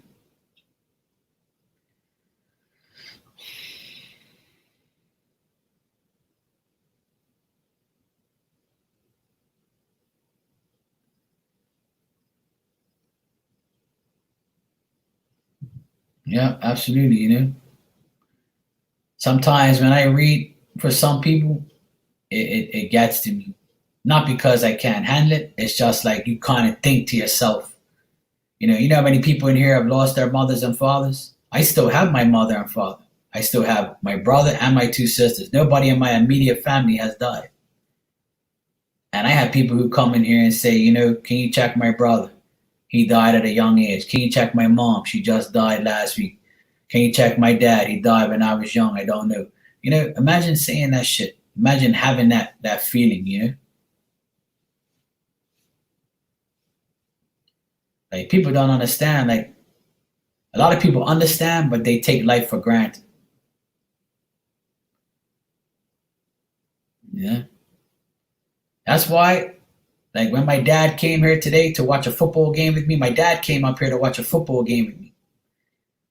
And I worry about him because he's 76 now and he still drives, but it was pouring rain. And I said, Dad, you want me to come get you? And he's like, no, no, I'll be all right, all right. He's bullheaded as shit. He's a neighbor.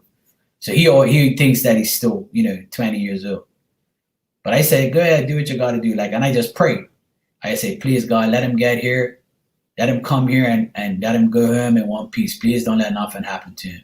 But how many people will say that, That's the first thing I said. I said, Dad, you want me to come get you? It's pouring. I'll come get you. You only live 10 minutes away. No, no, I'm coming. Don't worry about that. Oh, I'm coming. It's not that bad. I'm like, all right, whatever, man. You're bullheaded. So, yeah, whatever. So then he came up here. He made it home. And that's the best thing that I can ask for. And that's the first thing I do.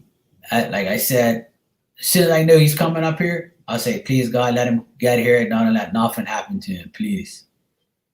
And then when he leaves, the first thing I do is look out the window when he drives across, and I said, please don't let nothing happen to this man, because he's bullheaded as shit. Please save him, because I know how he is. He don't want help. He thinks he could do everything. You know? That's why I try to spend. That's why he comes up here, because he knows I appreciate him. My other brother's a disappointment. My older sister don't really spend time with my family, and my younger sister, she's always busy. But me, I always spend time with my parents. I see them more than any of my brother and sisters. My dad's 76 now, and he's going 77 in September. And my mom, she just went. My mom just went 73. Yeah. So, and she's got vertigo. She just got an operation on her eye for cataract.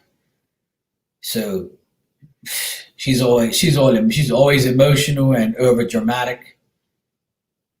You know, I got to deal with her Capricorn ass all the time, her dramatic self.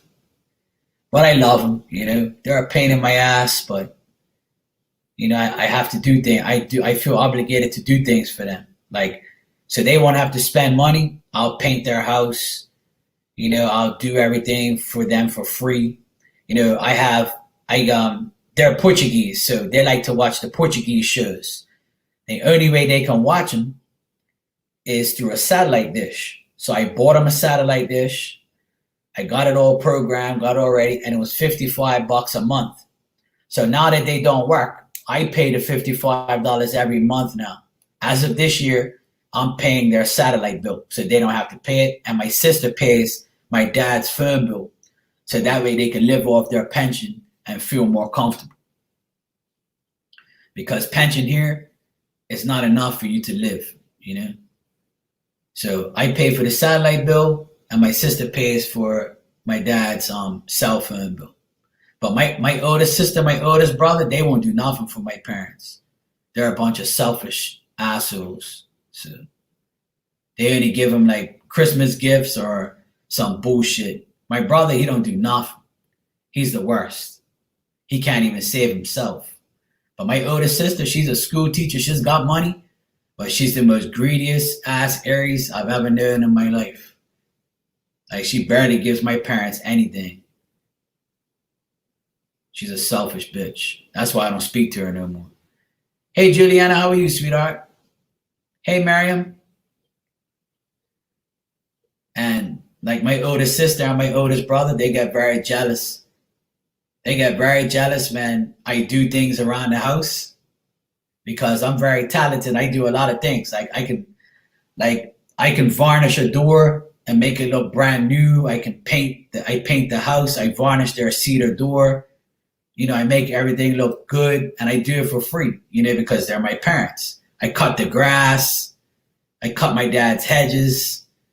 So when they come there to visit my mom and dad, you know, like they'll say, oh, who done this? Who done that? Oh, Mark done it. And they don't say nothing. They don't say, oh, it looks good. Or I'm so thankful for my brother for helping me and my parents. They're so fucking jealous and stupid. Like, and I don't care about praise and recognition. I don't care for that. But my parents always say, you know, they never praise you, Mark. They never say nothing. And they won't call me to say, hey, Mark, thanks for taking care of mom and dad. Hey, thanks for doing that for mom and dad. You're a nice brother. You know, it's like, and I'm saying to myself, you stupid fools. And then when mom and dad die, you want half of what they have, and you want that part, dude. Like you want to be on the will, don't you?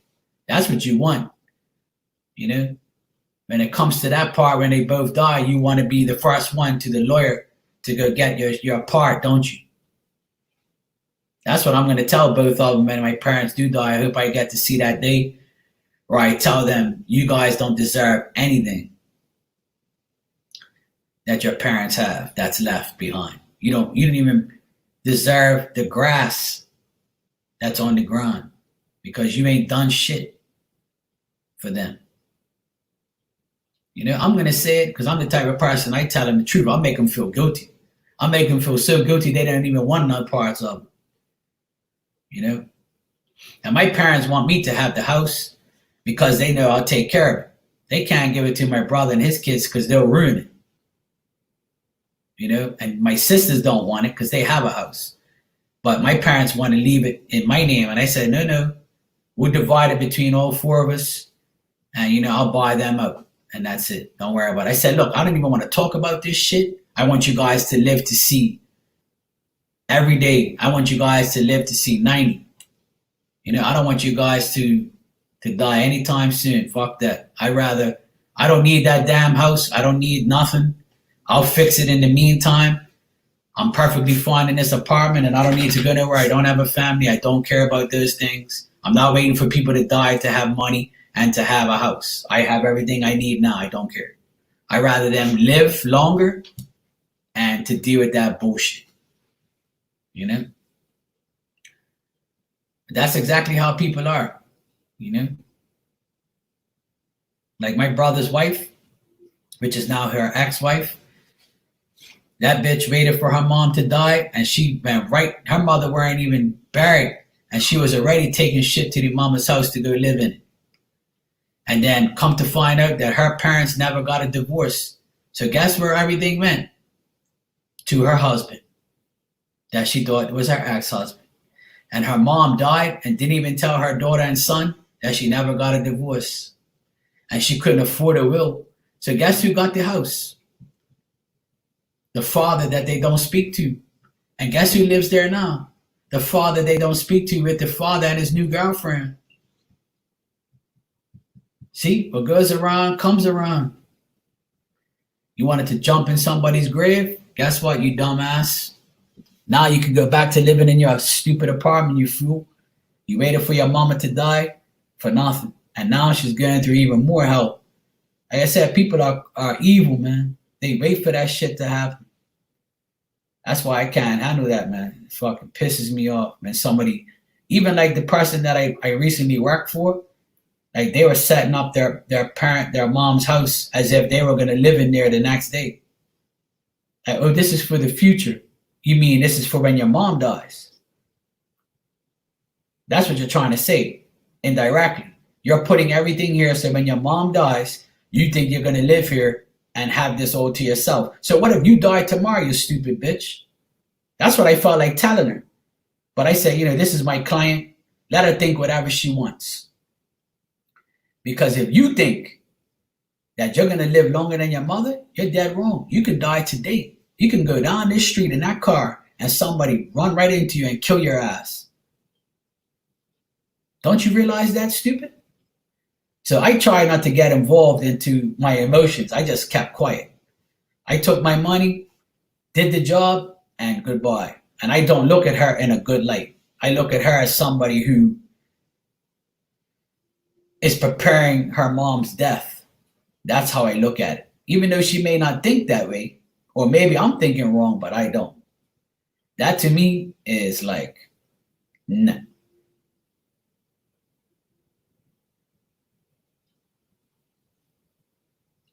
To me, I'd rather have my parents alive and live here for the rest of my life. I'm not dealing with that. Like, I don't even want to think about wills and whether or not you die and all that shit. I don't like that, man. That's bullshit. That's why while I was working there, I was like, I hope to God I get out of here if I was saying the wrong thing. Mark, shut up. Don't say nothing. Let her talk. Let her think that she's going to live forever. And I'm like, just let her think whatever she wants. If she thinks her mom's going to die next week or next year or 10 years from now, and she's going to have this all to herself, then let it be, Mark. Just let her think that. You can think whatever you want, sweetheart, because your time could be right now. But you know what? I didn't even wish anything bad on her. I just told God to please help her think different.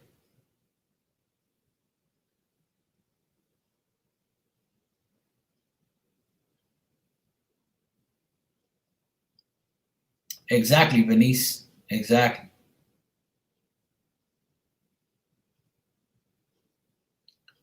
Oh, there you go, Vanessa. It's all different.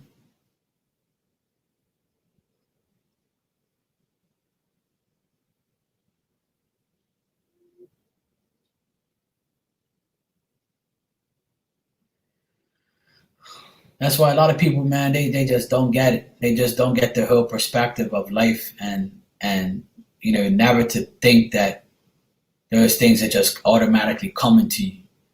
Age and death has the first thing you're guaranteed in life when you're born is death.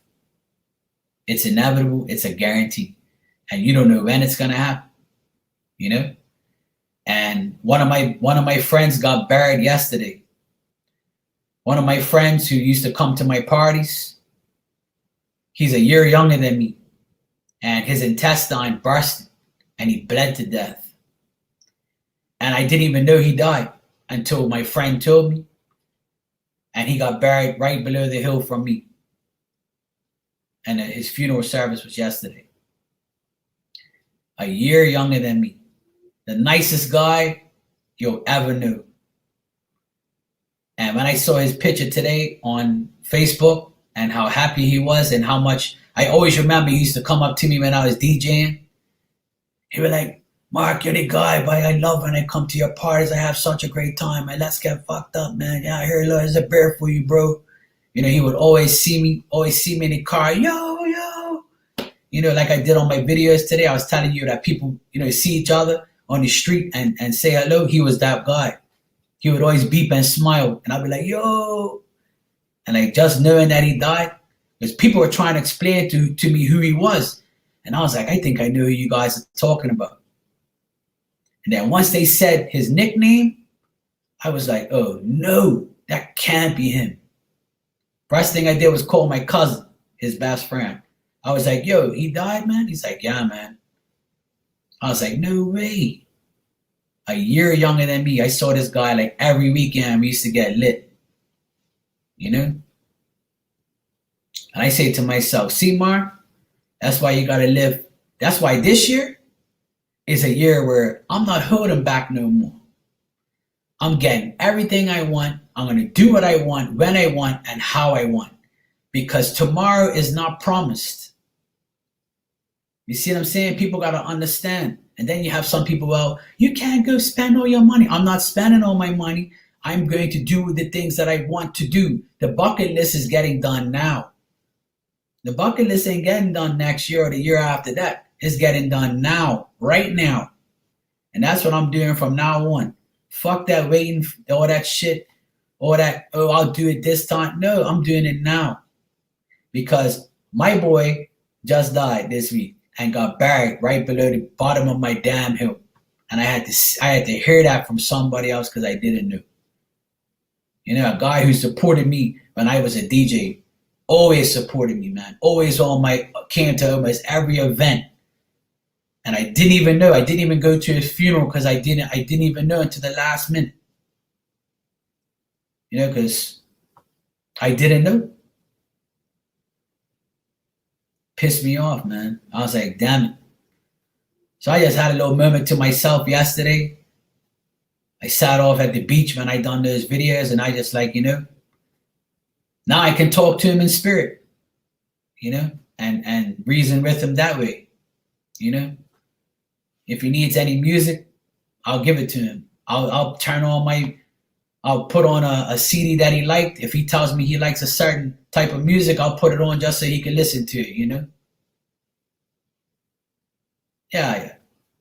Now, I don't blame myself. It's just I wish I was there, like, you know? But now I can talk to him, so I don't feel bad or anything. Like, now I can talk to him because he's in spirit now. I'll give him some time. Exactly. If he wants to let me know anything, I'll do it for him, you know? Because his brother works with my brother. So all I got to do is go to his brother and say, yo, your brother told me this, this, and this. He'll probably look at me like I'm crazy. And I'll just say, look, here's a CD of the music he likes. Play this here when you think about your brother because he told me that. And if he wants me to prove it to him, I will. So it's not a problem. But now I can just, you know, play some music for him. If he wants to hang out with me, that's all good, you know. But it's just to show me, like, you know, my friend, a year younger than me. Just like that.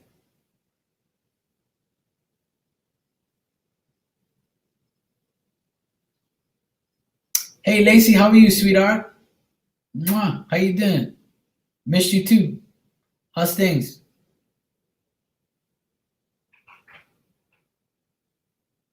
Hey, Yoda, how are you, sweetie?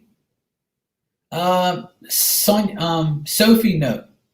When I was young, I didn't want nothing to do with my gifts. Absolutely. I would be the first person to admit that. When I was young, I saw things, I didn't believe it. Like even now, to this day, right? When I tap into spirit, I see things that I don't even want to repeat because I think it's bullshit. I think it's somebody else. You see what I'm saying? That's why when you see things and you see the way the person's dressed or the way the person looks or the way the person feels, if you don't say it, you'll never really know because everybody's different. You don't know who the hell you're tapping into until you actually see the person. Hey, Tanya. You know, like I said, I have a lot of stories about that, about seeing spirit and things like that. Good night, Brenda. Good to see you. So like I said, sometimes I see the person and I'm about to describe them and I'm like, no, man, this can't be it. Then as soon as I describe them, the person's like, oh my God, yeah, that's it. That's them. And I'm like, okay, I guess I'm not seeing things. I guess this is real. You know, that's how I believed in my gifts because sometimes it's like too crazy.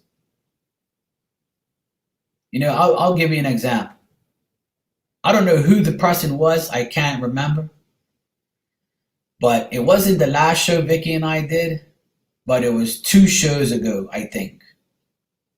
And I kept seeing a guy in a room. It was all white and a guy with a rope around his neck. He was ready to kill himself. And I said, no, man, this can't be true. And I kept getting the vision. The person was showing me the rope, showing me this hallway, showing me this room. And I said to myself, come on, man, this can't be right. And then when the person said to me, they hung themselves in their apartment. And I said, see, Mark, you can't doubt yourself. You can't doubt what you see. And the person said, when I read it in the chat, it said they hung themselves in their apartment. And I said, I see. And I described the apartment. And the person says, yeah, that's it, Mark. And there was a rope, everything, just like you said. And I said, you got to be fucking kidding me, man. Hey, Oda, you said, you're right, Marky, about my work situation. The administrator was very happy about my work and said it in front of the 2 lazy flat asses. Good, I'm happy for you, Oda. Yeah, so, you know, it was Elie's boyfriend. Okay, I can't remember random, but I know you guys remember that story, right? Like, that was insane. Like, and I, see, the thing is sometimes, like, as a medium, and these mediums that are out there, you can't doubt what you see. I mean, sometimes you could be wrong. Sometimes you can be wrong. You know? Right, exactly, Lacey, exactly. But when I saw that, if I would have said it, that person must have been, just imagine if I said it before she said it. Because I didn't want to say it. Because I didn't want to believe that this person actually hung themselves in their own apartment. And then I remember telling her, look, you know, I'm getting this guy was on drugs and shit. And she told me, yeah, he was on drugs. You know, and I was like, no fucking way, man. It's like, because I saw pills. He was showing me pills in his hand and a bottle. You know, there's little like orangey brown bottles with the label on it that had the white cap and had the pills in it. He was showing me that. And I just didn't even want to say it. You know, I remember that reading like it was yesterday. I can't remember who it was, but you guys said it was Elise. But I never forget that reading because I saw it like a movie. I was just telling somebody yesterday that I see it like a movie.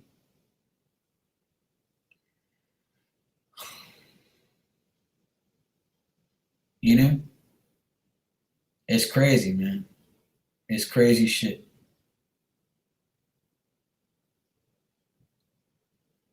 Exactly, Mary. Yeah. Yeah, exactly, Lacey. Yeah, I know, yeah. Sometimes it's like that, Sophie. Sometimes they don't want to, sometimes they don't say nothing because they don't want to say anything because they don't want you to know too much about their lives. People are discreet in real life, and people are discreet as spirits too. I can't force these spirits to tell me anything. I'm just going to tell you briefly, you know?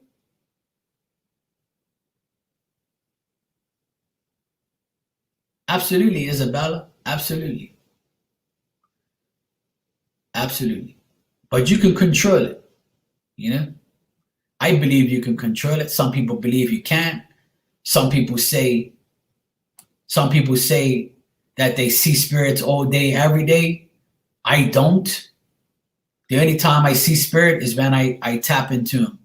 I don't think that I have a whole pot of spirits around my house. If I do, I wouldn't know because I don't see them. I don't have any signs of that.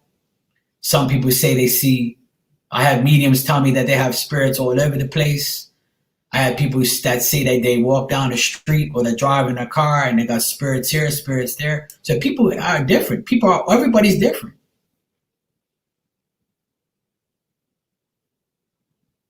Yeah, exactly. Sophia. Some people say that, you know. Sometimes I think that pictures are watching me too.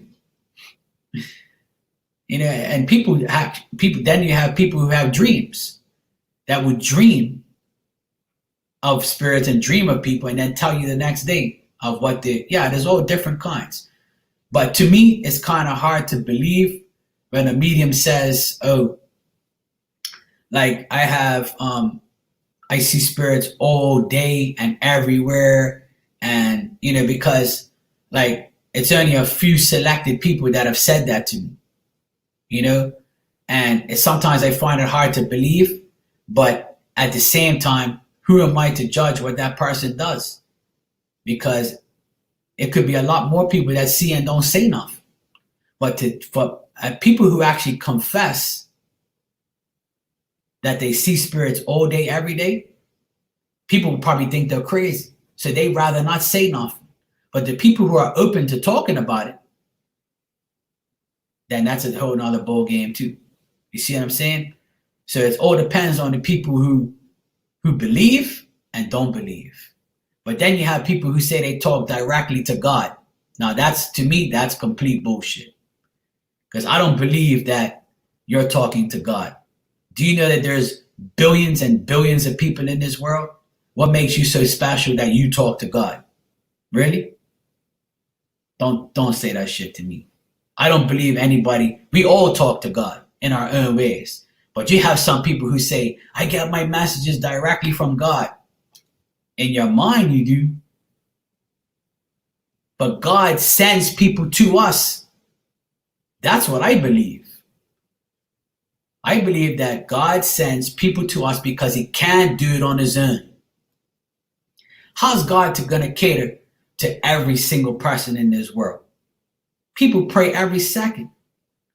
So God says, you know what? I'm going to send your past loved ones back to earth to take care of you, to take care of you, to take care of you, and to take care of you. Because I can't do it all by myself. It's impossible. That's what my belief, your beliefs might be different. That's why we have angels, spirit guides, spirit animals, and past loved ones. Because God can't do it by himself. And neither can Jesus. They already did too much. Some people tap into people's spirits easily. Some people have a hard time. Some people actually think they are, but they're not. And some people do, but don't say the whole story, or can't handle the emotions, or can't handle somebody the way they die. They start to feel it. You know, I've been affected by a few readings that hurt me, that still haunt me till today, because I saw too many things I didn't want to see. That's why I don't do it too often.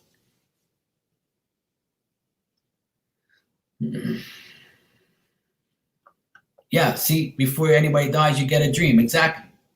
A lot of people, I know a lot of people who dream a lot and dream of those things.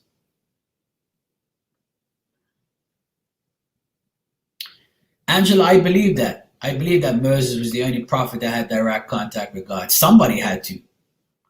But the way these mediums talk and these readers talk, They say they get there. I knew this one medium. This guy says he gets his messages right from God. Are you out of your damn mind? Come on, man. That's why you've been wrong with all these people, because you're living a lie. You're not getting messages directly from God, bro. It don't work that way. And that's my belief. Take it or leave it. But you got to realize, have some common sense.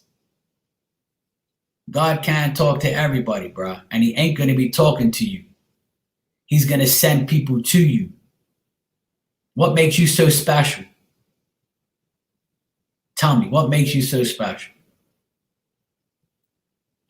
No, I never think that. Never, ever, ever think that I talk to God or Jesus. Never. That's impossible. It ain't happening. Come on, hermano. Come on.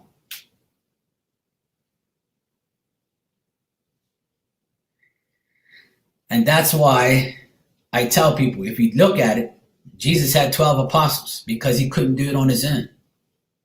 He had a whole crew. He had a football team. See what I'm saying?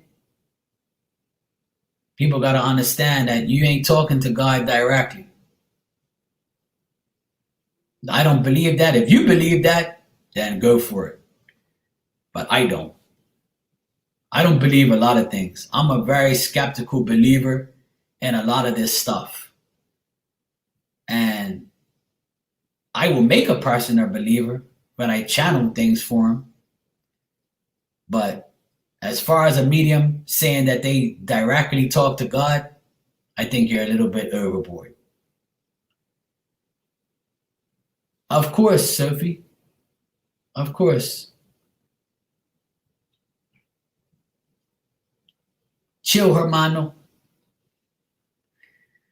Good night, Leather and Lace. You have a blessed day too. Good to see you again. Enjoy your weekend if I don't see you.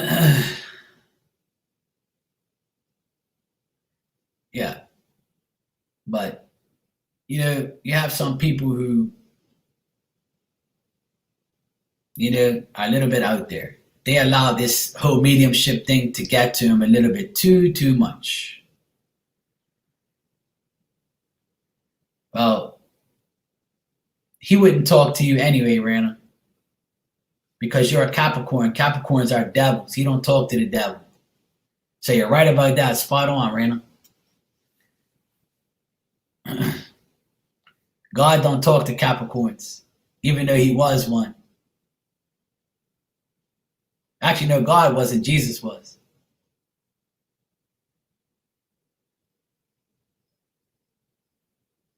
God was in Aquarius. You just don't know it.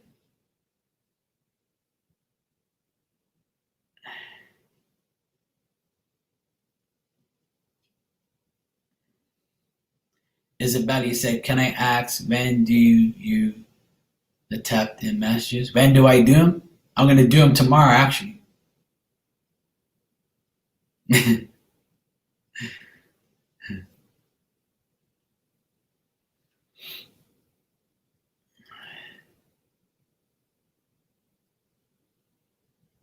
Tomorrow I'll be doing mediumship, but it'll be very limited. I'm going to do it on my own tomorrow.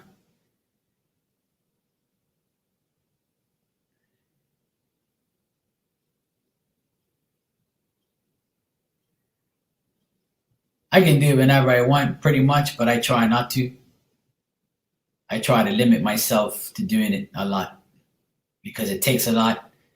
It doesn't drain me or anything, but it messes with my emotions when I hear about people's dying, death, and things like that.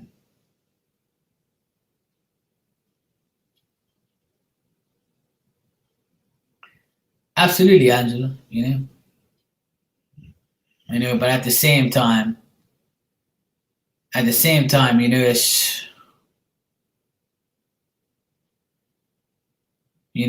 time, people have to realize that when you do these things, it messes with people's emotions. Like I said, I've done a lot of mediumship since I've been on here, and people think that that people think that it's so easy because sometimes it looks easy, but at the same time, it takes time. It takes a lot of mental strength to do it because you're tapping into people who got murdered. You're tapping into people who died in a bad way, diseases and shit, And if you can't handle it, it's not meant for you. That's why a lot of people won't do it. But it's made me stronger. But at the same time, it's also made me know that I have to live my life. Especially after my friend died this week, It made me realize that life's too short, man. You got to help as many people as you can. Mark, can anyone connect with past loved ones, or is it a gift you got to develop? Not really. I mean, I feel like everybody can do it. I mean, listen, I'm going to tell you something. I've said it on here before, right? Yeah, thanks, guys. It's okay. He got buried yesterday. He's in a better place, and I can still talk to him in spirit, But I tell people all the time, all you got to do to talk to past loved ones is get a picture of the person you want to talk to. You get a picture of the person you want to talk to, and you talk to that picture like you're talking to that person. That's one way of doing it. You may not hear the person, you may not feel the person, but as long as you talk to the person, even if they don't talk back, they will give you a signal. You ask them for a signal. You ask them for a sign. Some people get dimes, or they find dimes everywhere, and that's a sign that the person is around you. Or things are moved around, you hear things, you see things, or you're looking for something and something this don't happen. Like, where the hell did that go? That person moved it to say, hey, I'm here.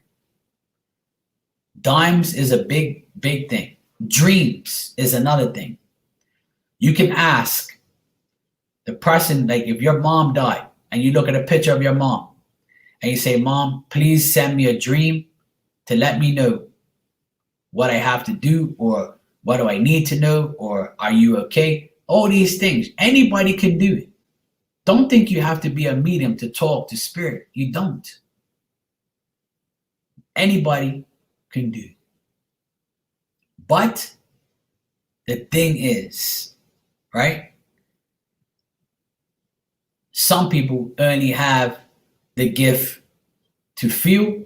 Some people only have the gift to see. Some people only have the gift to hear. Some people have a gift to do a lot of things. Like I said earlier, mediumship is a variety of talents. Tarot reading is a variety of talents. See what I'm saying? Everything. You can use tarot. You can use tarot to do mediumship.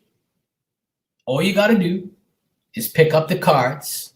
If you're a tarot reader, you can pick up these cards. You close your eyes. You shuffle them. And you say, Grandma, I want you to give me a message. You shuffle the cards 3 or 4 times.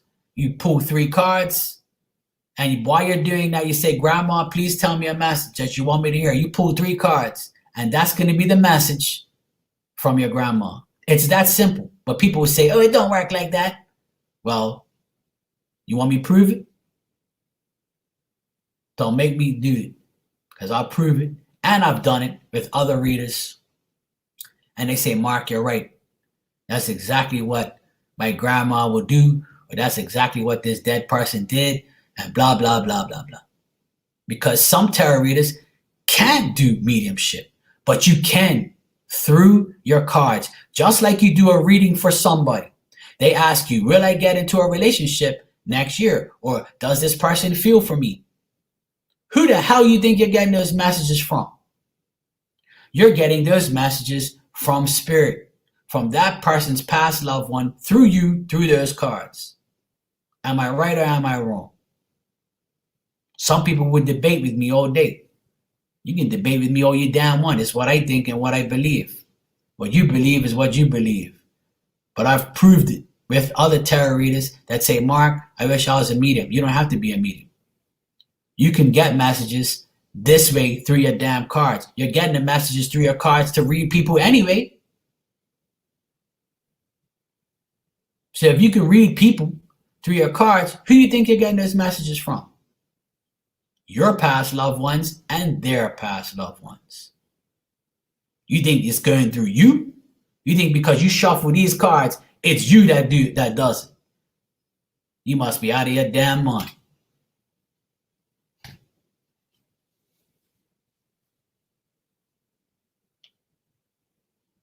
Try it. You'll see. I do it all the time, and it works. I've showed other readers to do it, and it works. It all depends if you're really in tune to what you do. You can all do mediumship, but you can do it through your cards. How the hell do you think you're getting the messages anyway? Don't tell me God sent somebody to be with you. Our past loved ones, absolutely, it's from spirit, not you. That's why when people come in here and say, Mark, you're awesome, I'm just as awesome as the people who helped me. It's not me. Yes, I'm awesome. Yes, of course. But the people that are with me giving the messages are even more awesome. You got me? Hermano knows these things. And I never give myself 100% credit because it isn't me. It's the people who help me in spirit. Understand? Hermano Marquito. Hey, how you doing, Lady Virgo? How are you, sweetheart? Good to see you.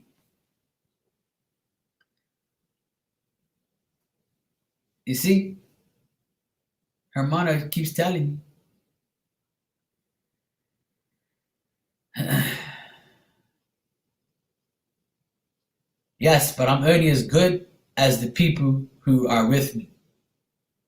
You see, the reason why I'm good, because I trust the spirits around me. I trust my past loved ones. I trust that they're there giving me these messages. Yes, I have to relate them in my own way, but the reason I'm good and spot on for a lot of people and good at what I do is because I have the help of spirits. I have the help of my past loved ones. I have the help of the people who died and are helping me. And the reason why I got even stronger this year is because both my aunts that I consider my mothers, my second moms, both died in the same week last year.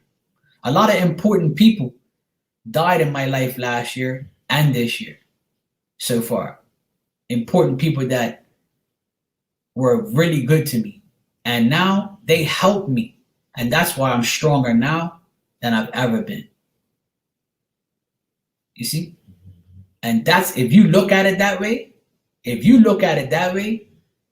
the people who die will make you stronger because now they're in the spirit world and now they can help you connect to more people and be stronger in your field every day.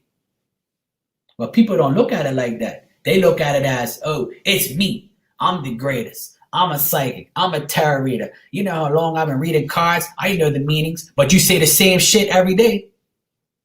You say the same shit every day. You're going to have a tower moment. Three of swords, you're going to have a heartbreak. You mean to tell me there's no other words in the dictionary that you can use for those cards? You mean to tell me you want to sound like a broken down record? That's why you think it's you, because you use the same shit every day. That's why you think it's you. The readers that use the same words every day, they think it's only them. They don't think that God helps them. They don't think that Jesus helps them. They don't think that spirits help them because they use the same bullshit every day. People tell me, I love your bootleg deck, Mark. It always makes sense to me. I wrote these things out myself. But you know why they work? Not because I wrote these things on here, They work because spirit helps me to work them. They have my energy and the spirit's energy that help me.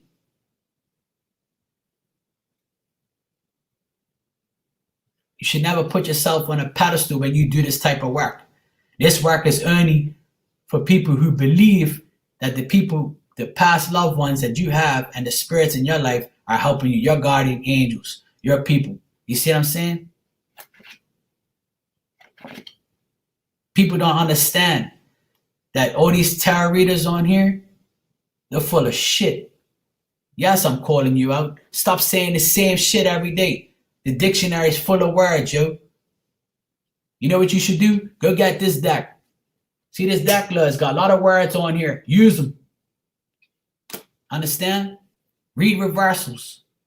Make your channel better. Don't complain to me that people are in my channel and not in yours. That's because you use the same shit. You sound like a broken record that's skipping. What's wrong with you? Do things that are going to entice people to come to you. Have a brain. Use your common sense. Do this. Come around here and talk that shit to me. You mad? Listen to Hermano. Hermano knows best. Been there, done that. Listen to you. And don't want to listen to your broken record ass again. Allison, how are you, sweetheart? Yes, I did. How the hell did I see it? Because Spirit wanted me to see it. It wasn't me.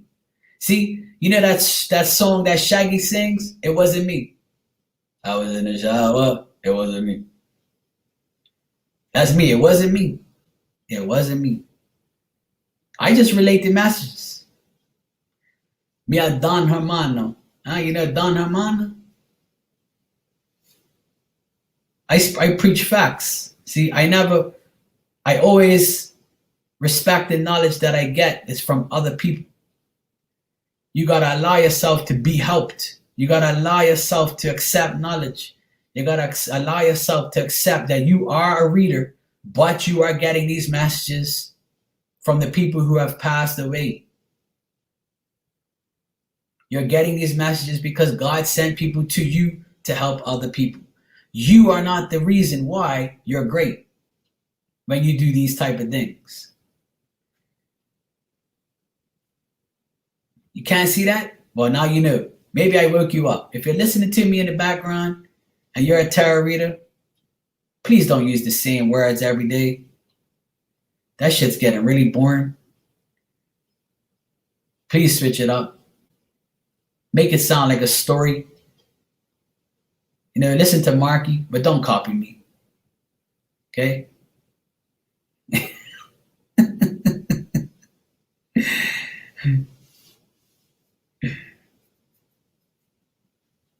Okay, Angela.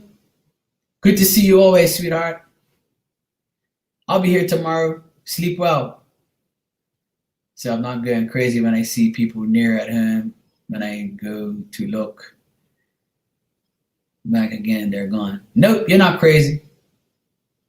You saw that for a reason, Christina. I get space hobo humping. Space, you make me crack up. Also, don't pull the same card for another person when you're in a big hurry, like that guy who owns a pool.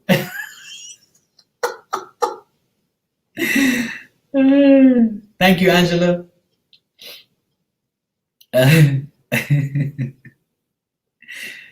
Oh, mercy.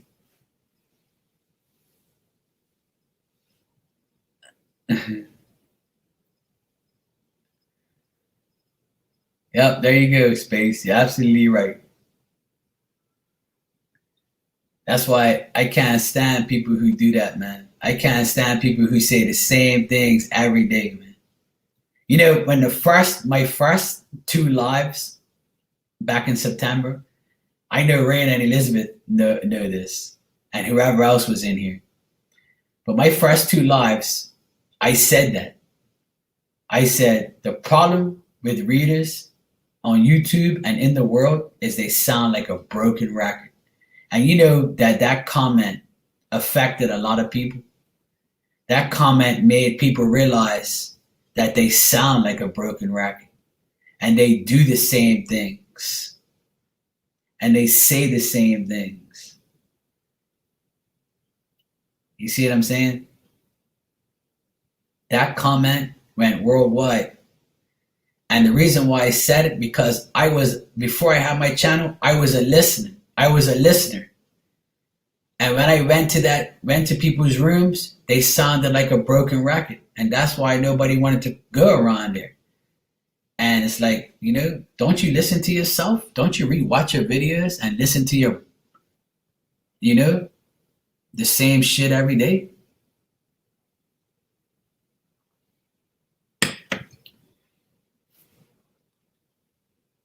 And then you wonder why I get hated on. Somebody's got to set the trend for these people.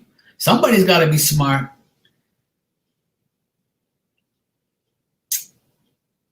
And that's why I always helped everybody. And everybody always tells me till today, you're the only person I know who greets people when they come in, no matter who it is. You're the only person who promotes other readers. And I was like, well, maybe I am. I said, there's a lot of people on YouTube. Are you sure? Yeah, I'm telling you, Mark, nobody does that shit. I'm like, well, if you say so. I don't want a medal. I don't want a trophy. It's just the way I roll. That's me. I'm different. Everybody's unique in their own way. Some people don't like to promote other people because they get scared that they're promoting somebody that's not right. Then other people don't want to promote somebody because they look like an ass when the person doesn't, meet their needs. But it's the gesture. It's the people want to be recognized. Don't you understand that? Like, obviously it's impossible to talk to hundreds of people as they come in your room. But when you sit there and talk to the same people over and over and act like the thousands of people that you have don't matter, then you look like a fool. Elizabeth, I don't have time to teach that. I just tell everybody go get the start of that. Because everybody has different meanings. And if I start teaching tarot, people are going to get pissed. That's not what that means. Everybody has their own meanings. The thing is that's why I don't show the cards. That's another reason why I don't show the cards. Because I don't want people to know what I see. Because then they're going to use my meanings and that'll piss me off. And that's why I made the bootleg deck. The reason I made the bootleg deck was because I wanted to, do something different, And there's a few people that did bootleg decks too. There's a few people who've done it, but they don't use them as much as I do because they probably don't think that it works. But if you don't believe it works, then it won't work. Oh, that's okay, Sophie, because I vibe with women readers. Men readers, I can't stand them, to be honest, because they hate on me too much.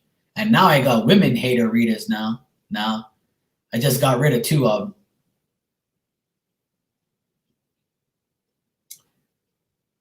them. Even the women readers are hating on me now. So you know what? Whatever, man. Take your bought subscribers and go fuck yourself.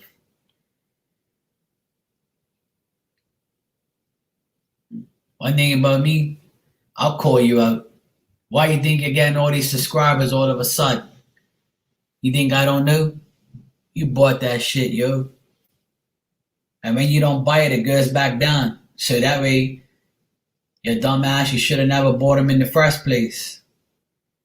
Because after you buy them, they start getting taken away because the ones you bought have to be bought again. So if you notice, some readers, and I know one that is right now doing it, because all of a sudden this person got 2,000 subscribers in a week. Really? Just like that. Huh? All right, bro. You keep doing that, man. Take this L. Because I'm marking this. You bought damn things again. Take that L because you bought them again. Act like you didn't buy them. I thought you didn't buy them, but you really are. And that's how I knew. It's very sad. When you get 1,000 subscribers in a couple days, it's not because you're good, bro. Because you got the same people in your room and the same amount of people in your room and the same people in the chat. So how the hell did you get new subscribers? When you get a new subscriber, they'll come in here and say, hey, I just subscribed to your channel. I heard about you. Why nobody said that? But you got 2,000 subscribers in a week. Really? Come on, Hermano. You don't think Marky don't know these things? But it's okay. YouTube needs money, man. You want to give it to him and buy his subscribers just so you can get over that hump? And go for it, bro. It's okay. It's okay. I'm not judging you. It's okay. Marky needs 100 more subscribers to 1,000. And guess what? Marky ain't going to pay for no damn subscribers. That ain't happening. Oh, no. Sleep with the fishies.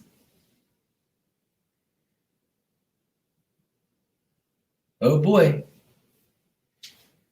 But oh well. Such is life. Somebody's got to do it. But it's everywhere. It's all good.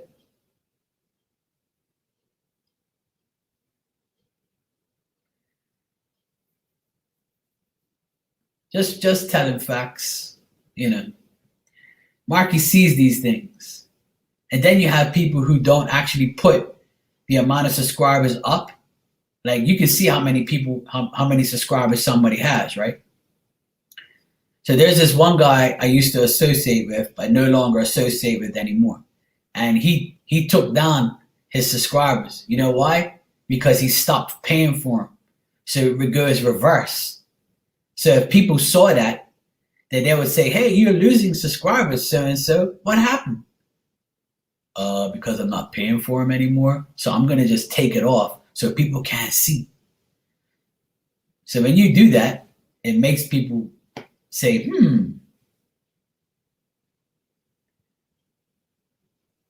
I don't need to pull no cards or ask spirits if that happened. I can just tell. Because we have it as an option.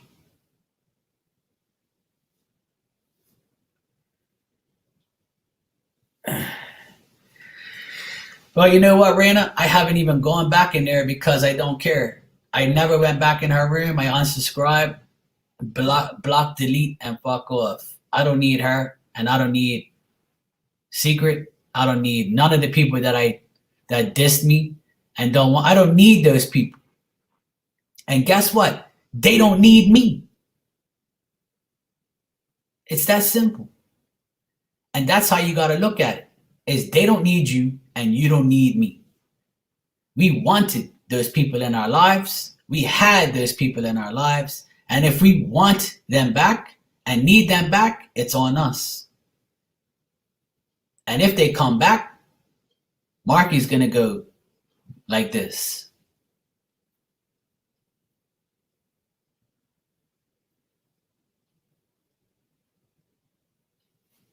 That's it.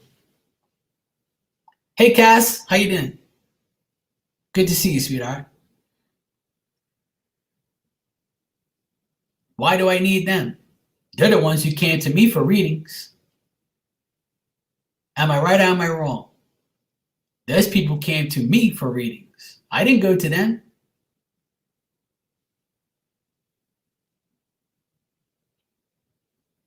True or not true? They have no proof that I paid them for readings or got readings from them. So Hermano doesn't have nothing to prove or to say.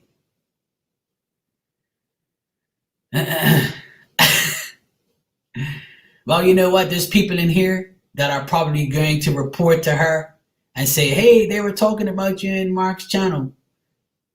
Go ahead, talk about me and yours. Talk about these people in your channel. I don't care. I had my last conversation with both of those people and with everybody else, and I don't care. Like I said, I don't need those people in my life, nor do I want them in my life. Jealousy is a disease, and they're going to say, why do I have to be jealous of you? Obviously you were, in order to say the things and do the things you did. Am I right or am I wrong?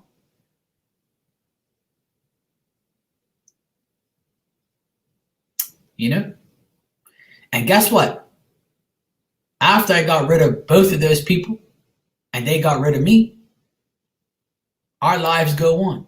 Our channels survive. People make choices whether or not to come in here or not. And I really don't care. As long as I have all of you, that's all that matters to me.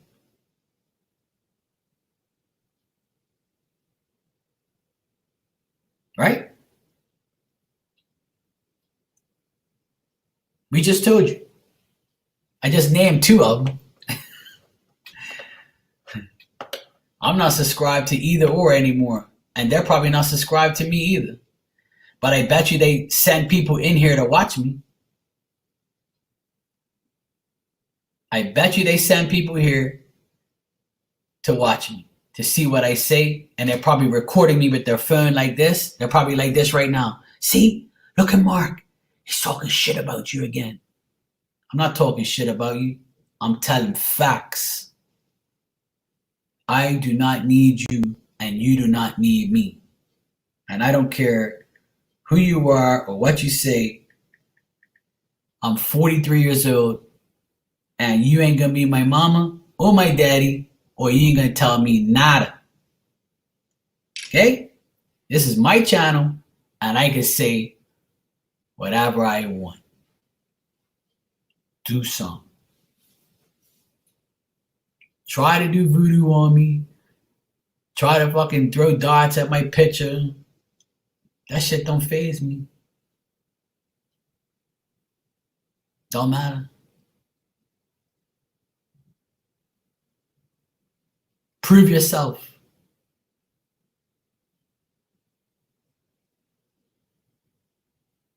Prove yourself. That's all I gotta say. Prove yourself. Prove yourself. That's all. That's why they're hating on me. That's why they're hating on me. And look, you know what? Actually, you know what? I wanted to say this.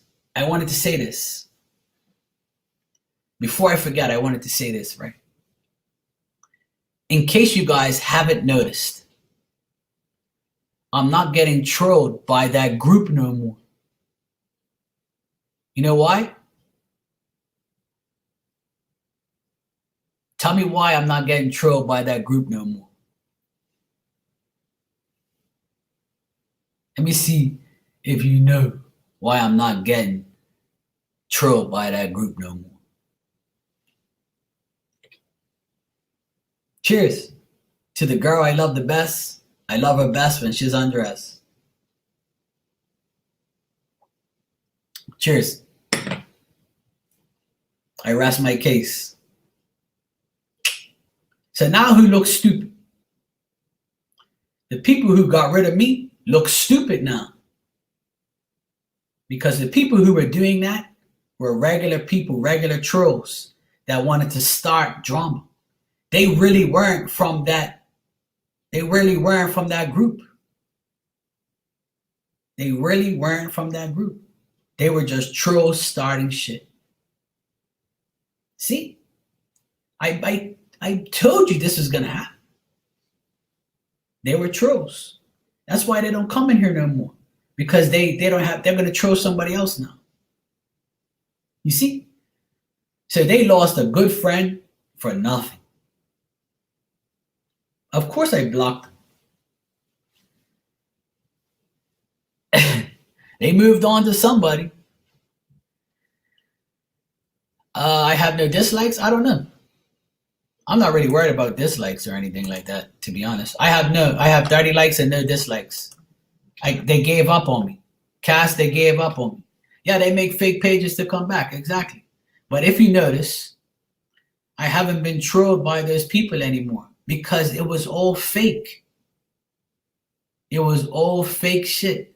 And I tried to explain to people. You see, that all that shit is bullshit. Tanya, it's a long story, and I'm not gonna explain it anymore. But like I said, if you're listening to me right now, just know that certain people got rid of me and people in this room for no reason. You see what I'm saying? They got rid of me for no reason. But the people who were coming in here bashing me for what I said, they were fake people. Because why would that group worry about me, little me, with 900 subscribers and 20, 30 people in my room? They're not worried about me. I'm nobody. They're going to go hit somebody who's popular. You see what I'm saying? I'm not popular like that. I'm nobody. They're going to hit people who got hundreds of thousands of subscribers and popular so they can make a mockery out of you. Why would they worry about me? See, and I tried to tell those people, look, these are just trolls. And I can say whatever I want. But people didn't realize that it was going to end up this way. So now who's right and who's wrong and who gets the last laugh? We do. We do. So now they look stupid because I don't get trolled no more. Those people don't come in here no more because it was just a phase. But those people said, oh, when it cools down, you can come back. No, fool. We don't need to come back because now you look fake. Now you look like an ass because I told you those people don't exist. They're not worried about me. And they're not worried about you for associating with me. So now you look like a fool. Just like I called you a fool in the past, you're still a fool because you believed fools and you didn't believe me. Not believing me is going to get you in trouble. And look now. Now you must feel like a real ass with a capital A. Good. Your loss, not ours.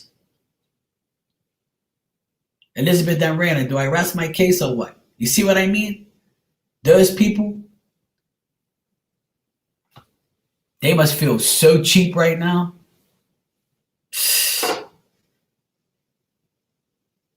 Exactly. They got rid of us for nothing.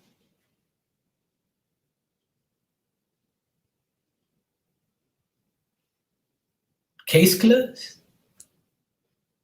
But guess what? It happened for a reason. It was to show us who they really are. F-A-K-E. That's what they are.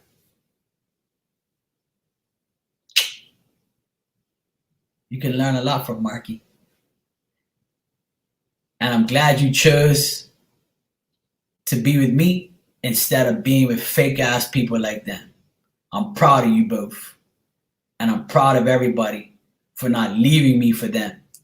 Because now they look like idiots. So you can congratulate yourself for listening to your real friend and someone who takes care of you and gives you 100%. Not them. Verdad or no verdad? Hermano knows. You know, your hermano is here. You understand? So good, though. Nah, you didn't miss nothing, Venice. It was just something I wanted to say that I knew that was going to happen anyway. So, you know what I mean, Hilda? Don Hermano, he knows. This is facts. And I know it must kill them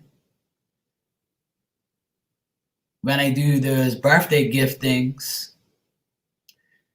They must be really mad. They have the nerve to give this bastard gifts. Fuckers.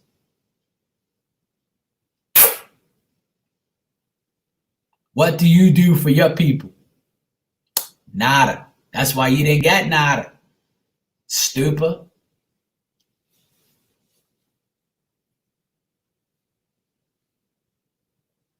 Exactly. Low filtered people. I like that, Yoda. Low filtered. There you go. I'm gonna write that one down. Aquarius, don't deal with low filtered people. What does that mean? I don't know. Ask Yoda.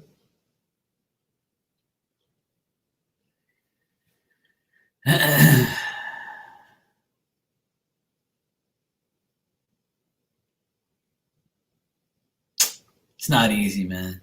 But you know what? We're blessed. We're blessed to have each other. That's why I love you guys.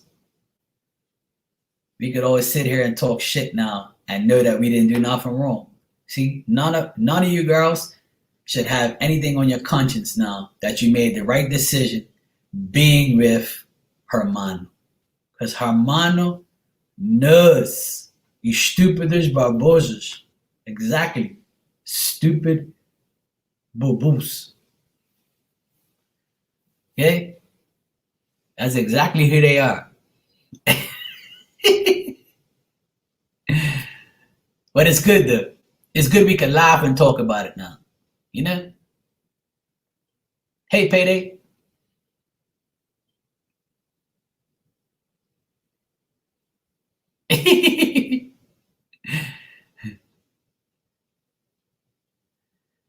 Absolutely.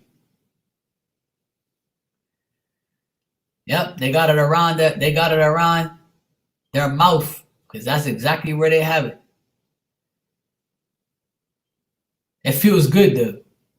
If that's why I'm rubbing it in, because it really feels good to know that the people who support me didn't make the wrong decision. They made the right decision. You know? And that's sticking to the people who take care of them. You know? That's why Vagaga. Amen. And thank you, Jesus, for looking after me and my friends. Who cares? Okay, my internet was no bueno. Some nights I live in the middle of nowhere. So I'm in another service, but glad to be here when I can. Sure, Payday. I'm glad you're here too. And plus, it's the retrograde, so you know, internet goes on the blink.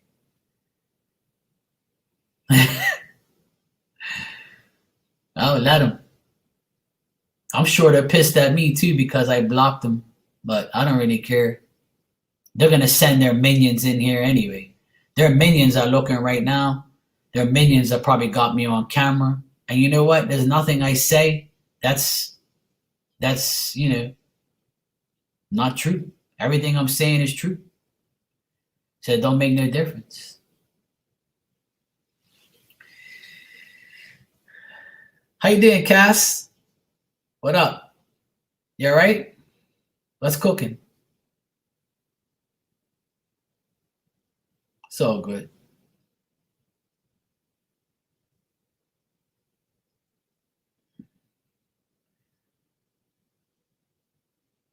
Okay, Tanya.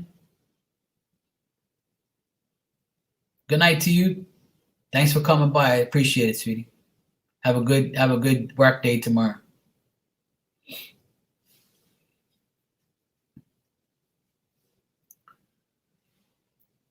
It's 1:30. Marky's gonna go get some sleep too. I had such a good rest last night.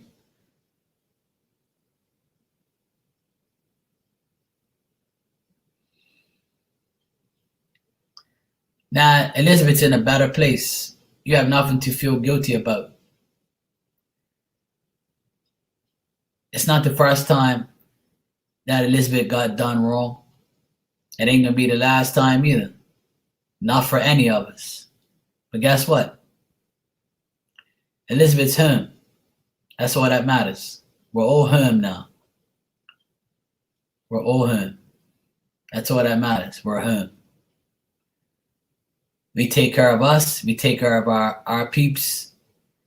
We all moderate in different rooms. Moderating in those toxic ass rooms don't mean nothing no more. We're in the right place, and that's all that matters. You know, it's a part of our life and our journey. You win some, you lose some. You know, at the end of the day, you know, you made the right decision. You know, if somebody wants to condemn you for being with somebody you care about, then that's just not right. And that's probably why. Okay, Yoda. Love you too, sweetie. Yes, please go get a shower, freshen up, and go sleep. Okay? And stay away from low-filtered people. And I'm glad work's good for you, sweetie. And tell him get off the flat asses. No, not tomorrow. No. The 28th. It's next Friday. Let me check. Me and Renee is next Friday. But it's not guaranteed yet. Because anything could change, but let me just check real quick. Yeah, the 28th. It's next Friday. Next Friday, me and Renee are going to collab if all goes well.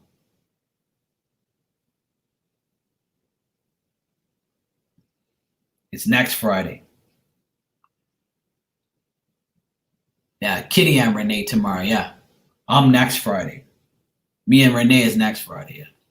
Yeah. We already have the poster and everything, but it's not guaranteed. We're not putting it out yet. But it's in the making, though.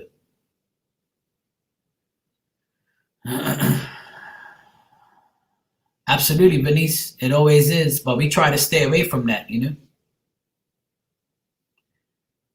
Yeah, me too. It's just a saying that I had. You know, it's just to make people laugh. I don't have nothing against people who have a flat ass. You know, it's just something to make people laugh, you know?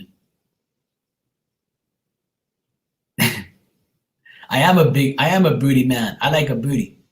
But if I find a loving, caring, trustful woman that has a flat ass, it's okay. I'll still love her. A big ass is not a necessity. It's actually trouble.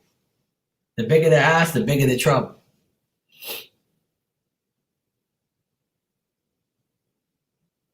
It's no good. Big booties are trouble these days. So a flat ass will probably be the best bet.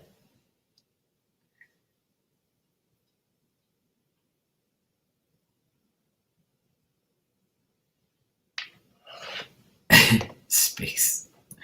Space changes his name every day. I love it.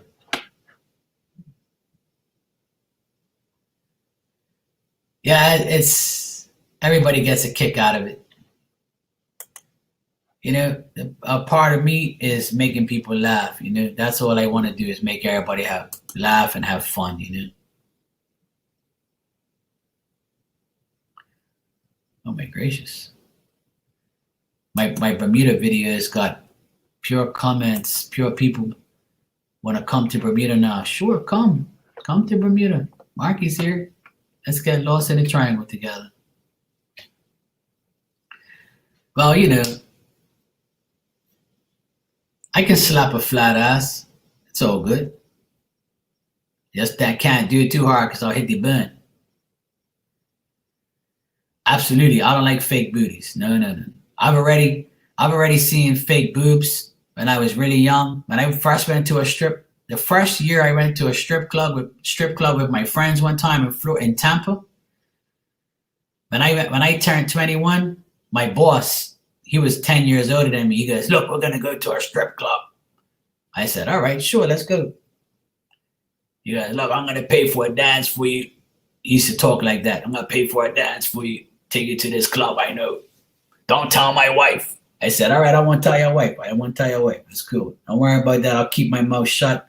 I'll never mention we were here. All right, let's go. So we went to the strip club. I was like 20. I just went 21.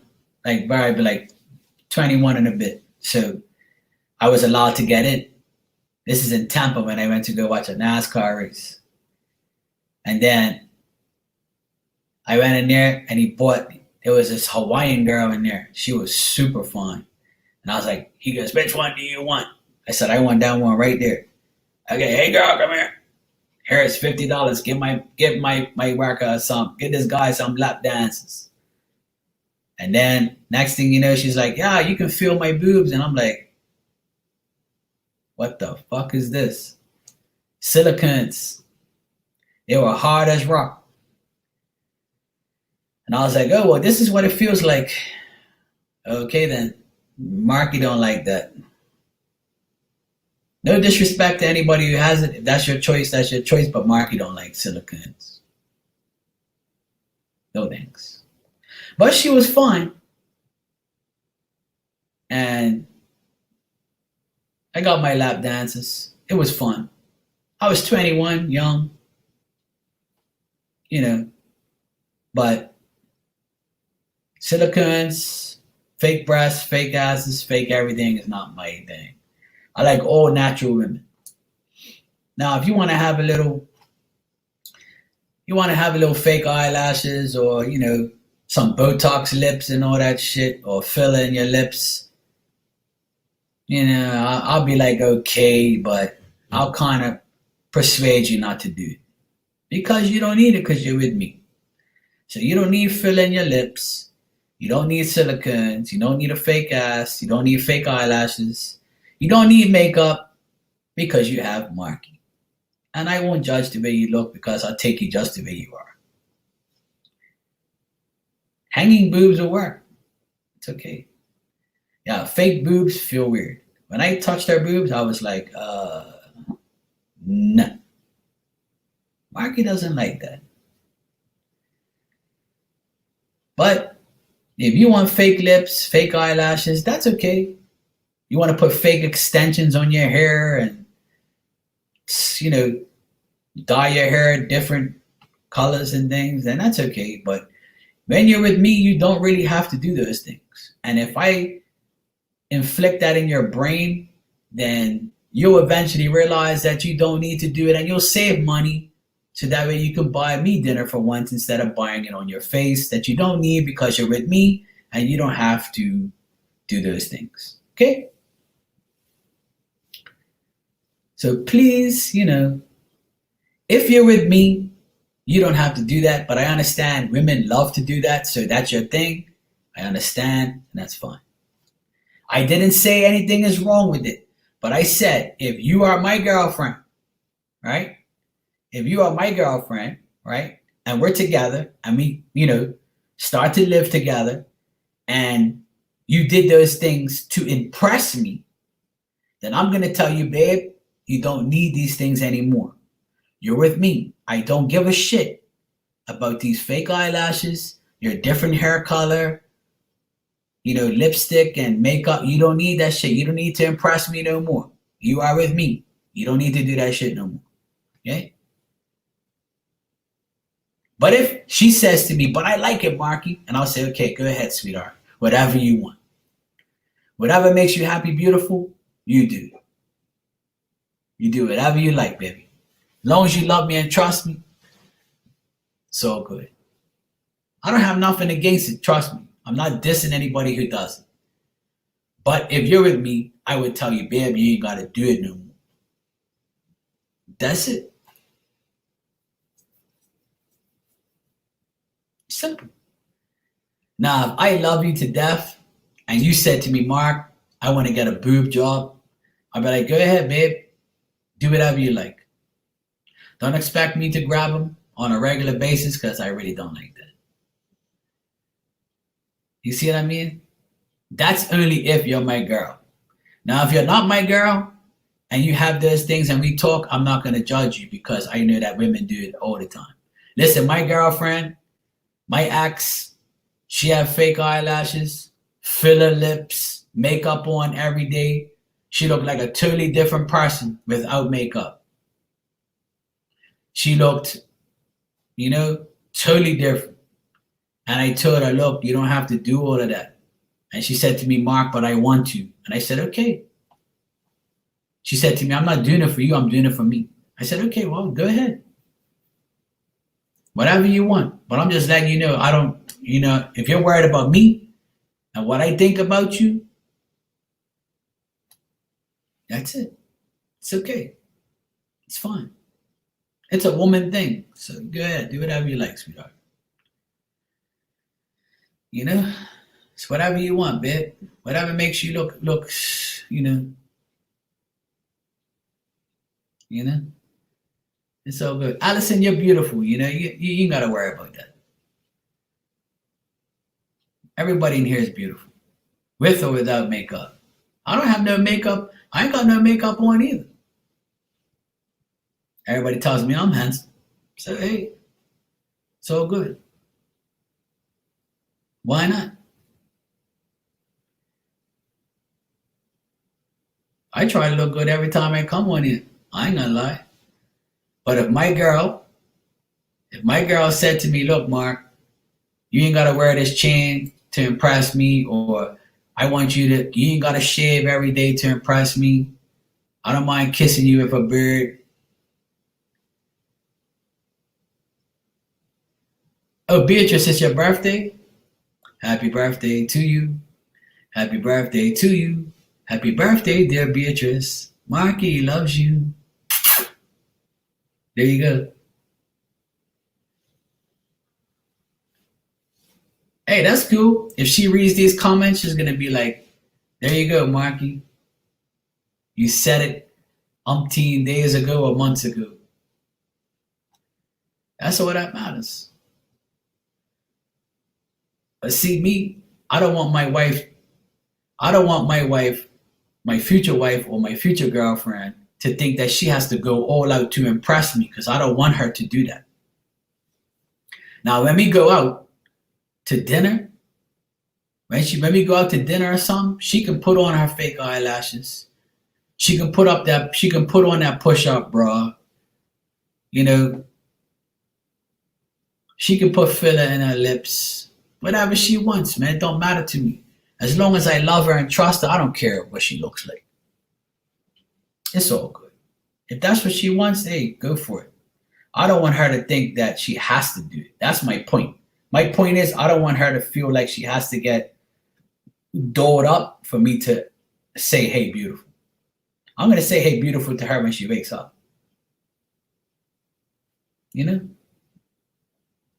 That's going to be her name when she's with me. It's beautiful. No matter what. Hello, Divine Universe. How are you? I'll only show you that, Sophia.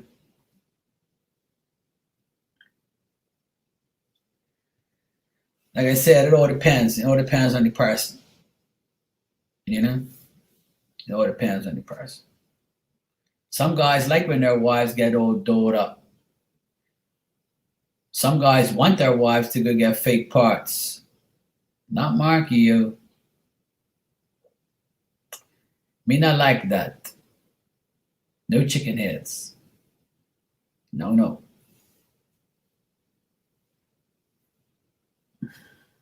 You're doing well? Good. You know what I'm saying? I'm not that type of guy. I don't want my girl to be all looking crazy, Fuck that. Pucker up on the screen. What the fuck is a chicken head? It's a woman who acts like a damn chicken.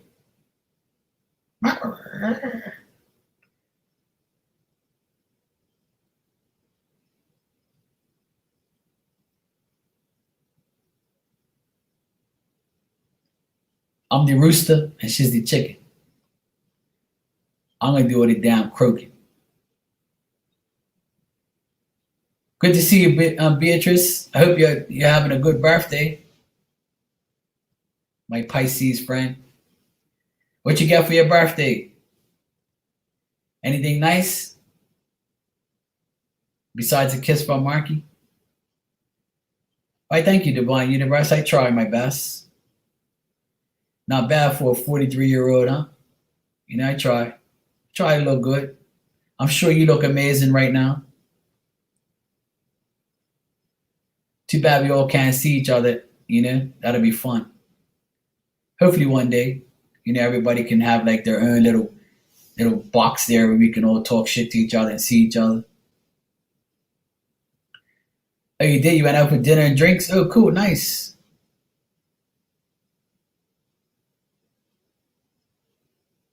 Absolutely. See, Daisy knows what I'm talking about. Daisy, that's why I like you. See, you always know. You always know what's happening. You're feeling kind of tipsy? Okay. I'll make sure I don't take advantage of you right now. Oh, nice. You went on a date yesterday with my friend who introduced us. Oh, that's wonderful. How did it go? Good? Okay, Anne Marie. Good night, sweetheart. Good to see you always.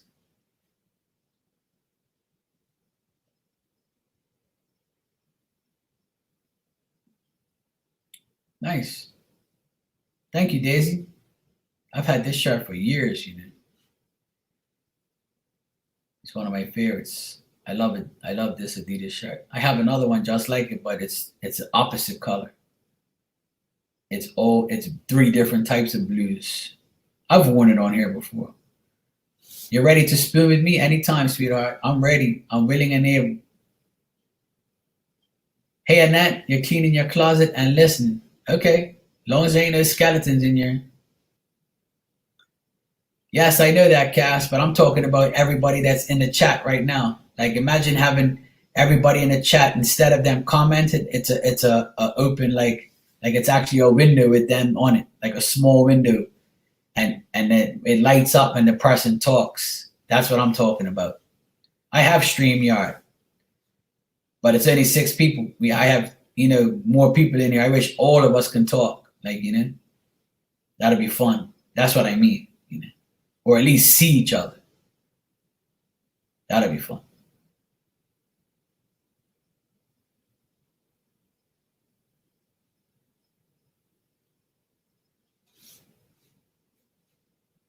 I meet people every day. Every day.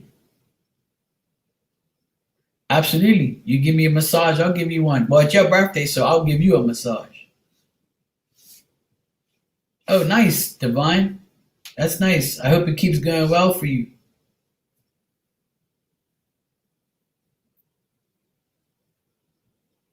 You know what? I used to love the LA Kings jersey. I used to love the LA Kings jersey.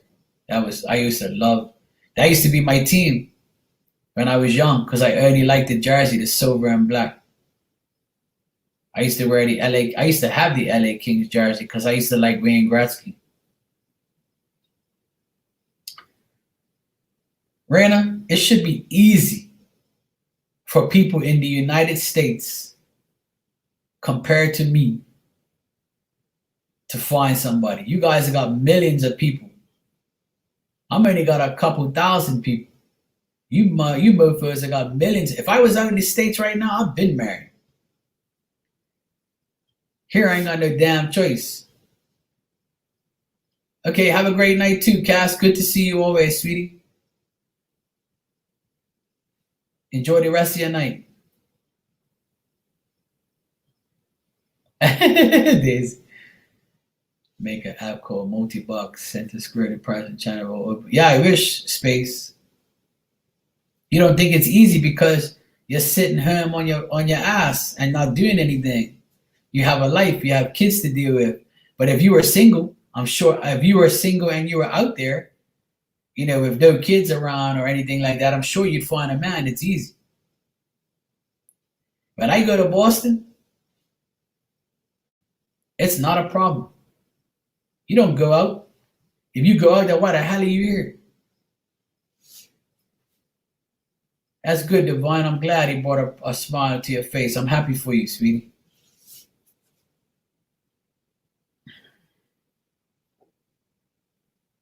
Create the app, Space. You can get rich. I'll buy it off you.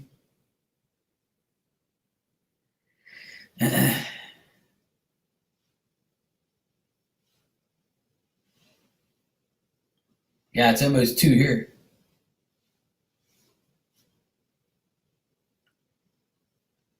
Exactly. Daisy, I don't either. I don't need a broke hoe either. I'm tired of broke hoes.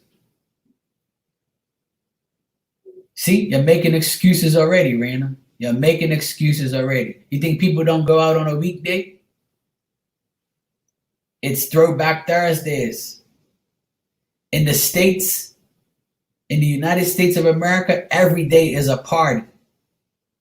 Every day is a party. Every day. In Bermuda, it's the same way. You can go to nightclubs are open till 3 o'clock in the morning. Clubs are open till 3 o'clock in the morning. You can go to Walmart now in your pajamas and somebody will hop on you. Just put on them fake eyelashes and that makeup, somebody will love you.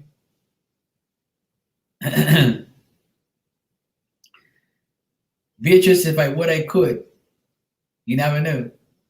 And now she's making more excuses. I don't party, Hermano. Let me tell you something. When I go to Boston, I turn it up. Because I know as soon as I start talking, the woman goes, "Where are you from?" "I never heard your accent." I say, "I'm from Bermuda." "Oh my God, Bermuda, oh my God." And that's the conversation right there. Next thing you know, bam, bam, thank you, ma'am. See you next time. Or holler at me later, or let's go out. You know? Why not? You only live once.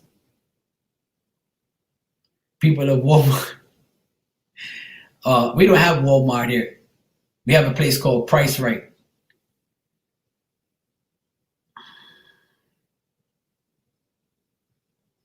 Of course, we all can go out. You guys live in the United States and Canada. You guys live in places where there's millions of people. How could you not find anybody? There's somebody for everybody. It's just, you know what the problem is? Don't hate me for this comment, but most people go after wanksters and most people go after assholes. And you like it. So it's up to you to choose your fate. Me, it ain't happening. When I'm out in Boston, I'm not gonna lie, I can find a hoe quick. And I don't want that. I want to find somebody decent. But every time I go out there, a hoe comes. It's not easy, man. I just can't find nobody except a hoe.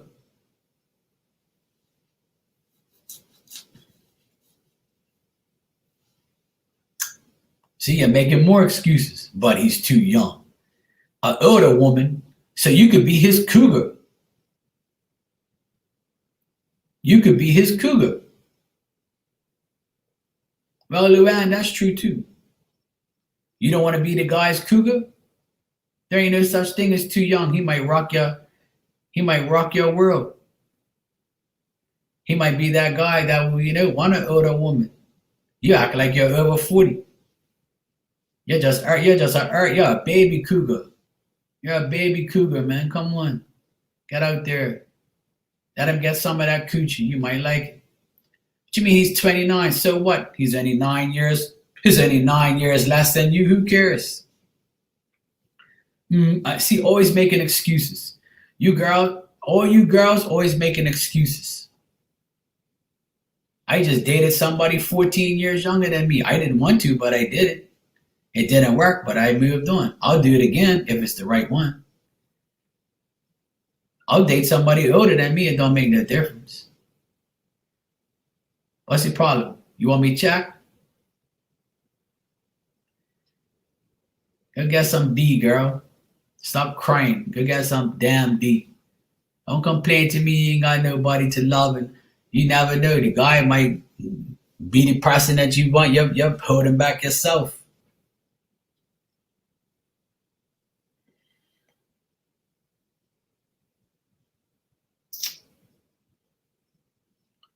Why would you want to date a damn 50-year-old? See, Vanessa said her husband was 11 years older than her. See, why not? I have to date somebody younger than me if I want kids. I can't date no old bag now. I can if I want to, because if I don't want kids, that's okay. As long as she loves me, I don't care what age she is. Age is just a number. Age is just a number to me now. What you need, Beatrice? Being at your birthday, I'll give you whatever what you want to know, sweetheart. And after you, I'm gonna go to sleep. I've been on here over 3 hours.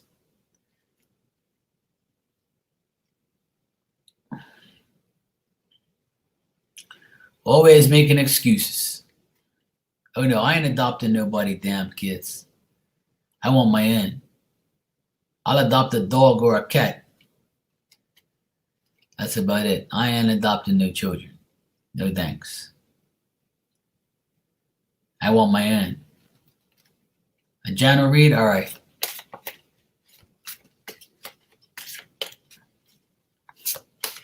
Ain't nothing like having your own kids.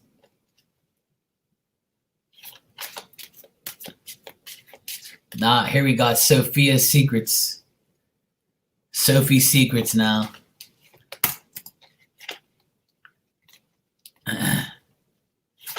Oh, you're using my lyrics now.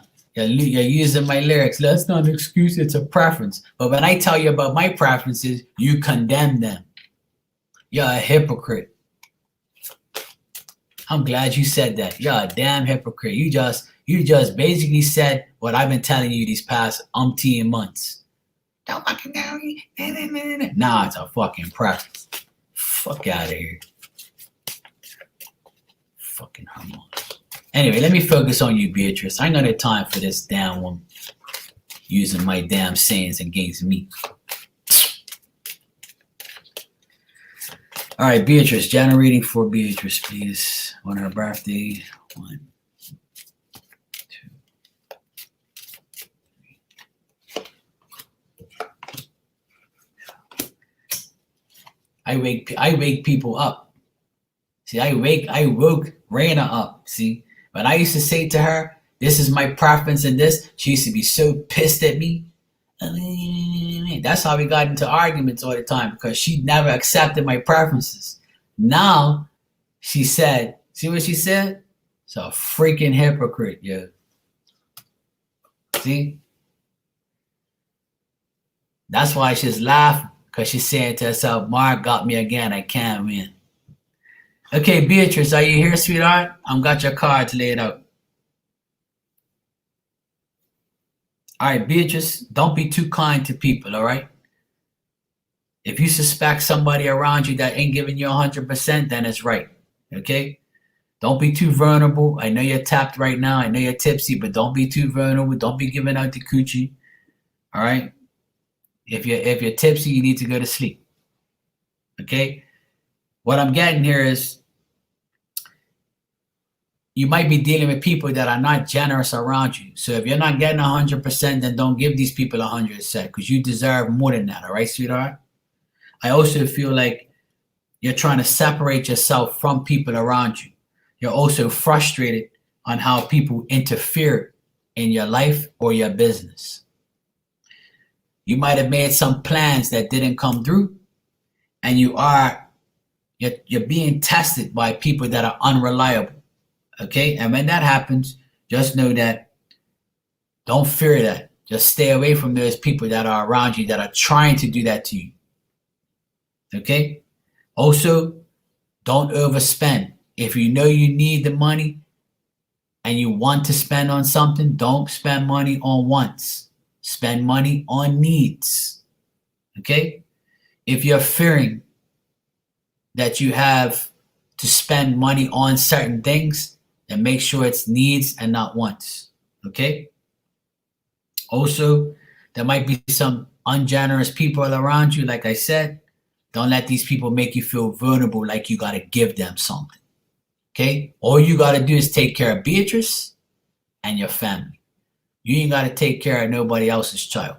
You ain't gotta take care of nobody else's and nobody else's. You know what I mean? People's.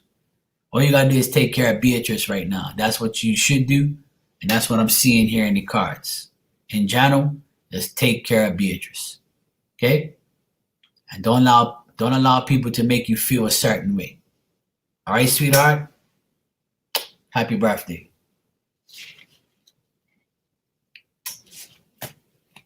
And if things ain't going your way, wait and try again. All right? Just know that.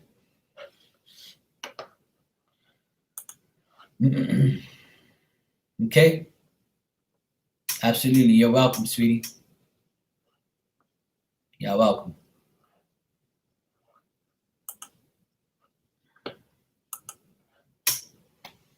We all have people like that. You're welcome, sweetheart, anytime. And I wish you many more birthdays to come.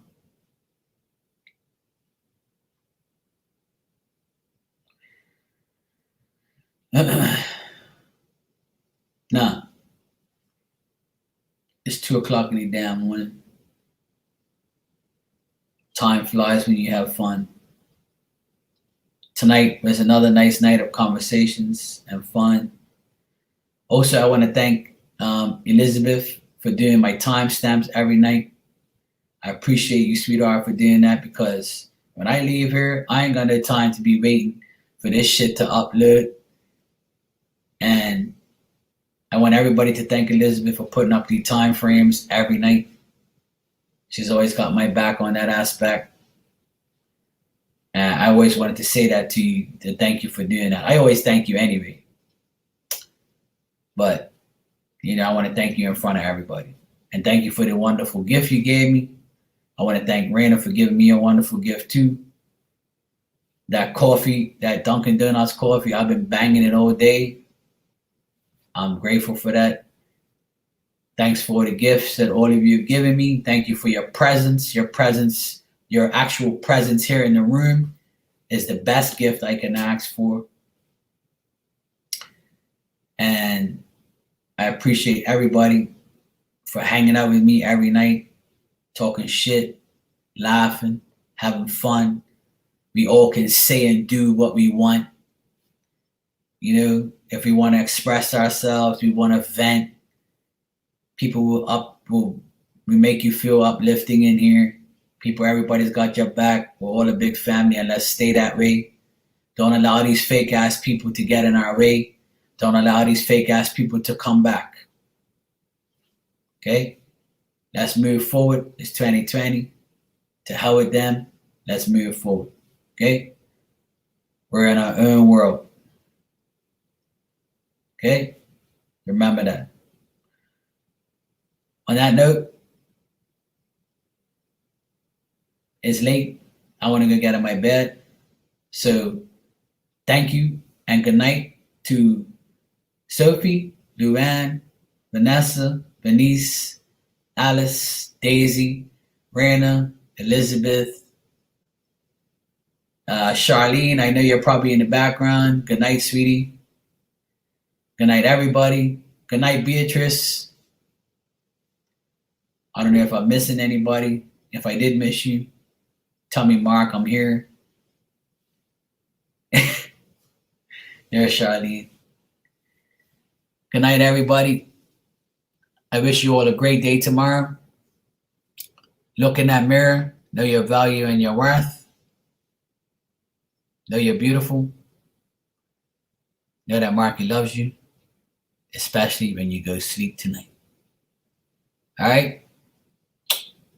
See you guys tomorrow. Peace.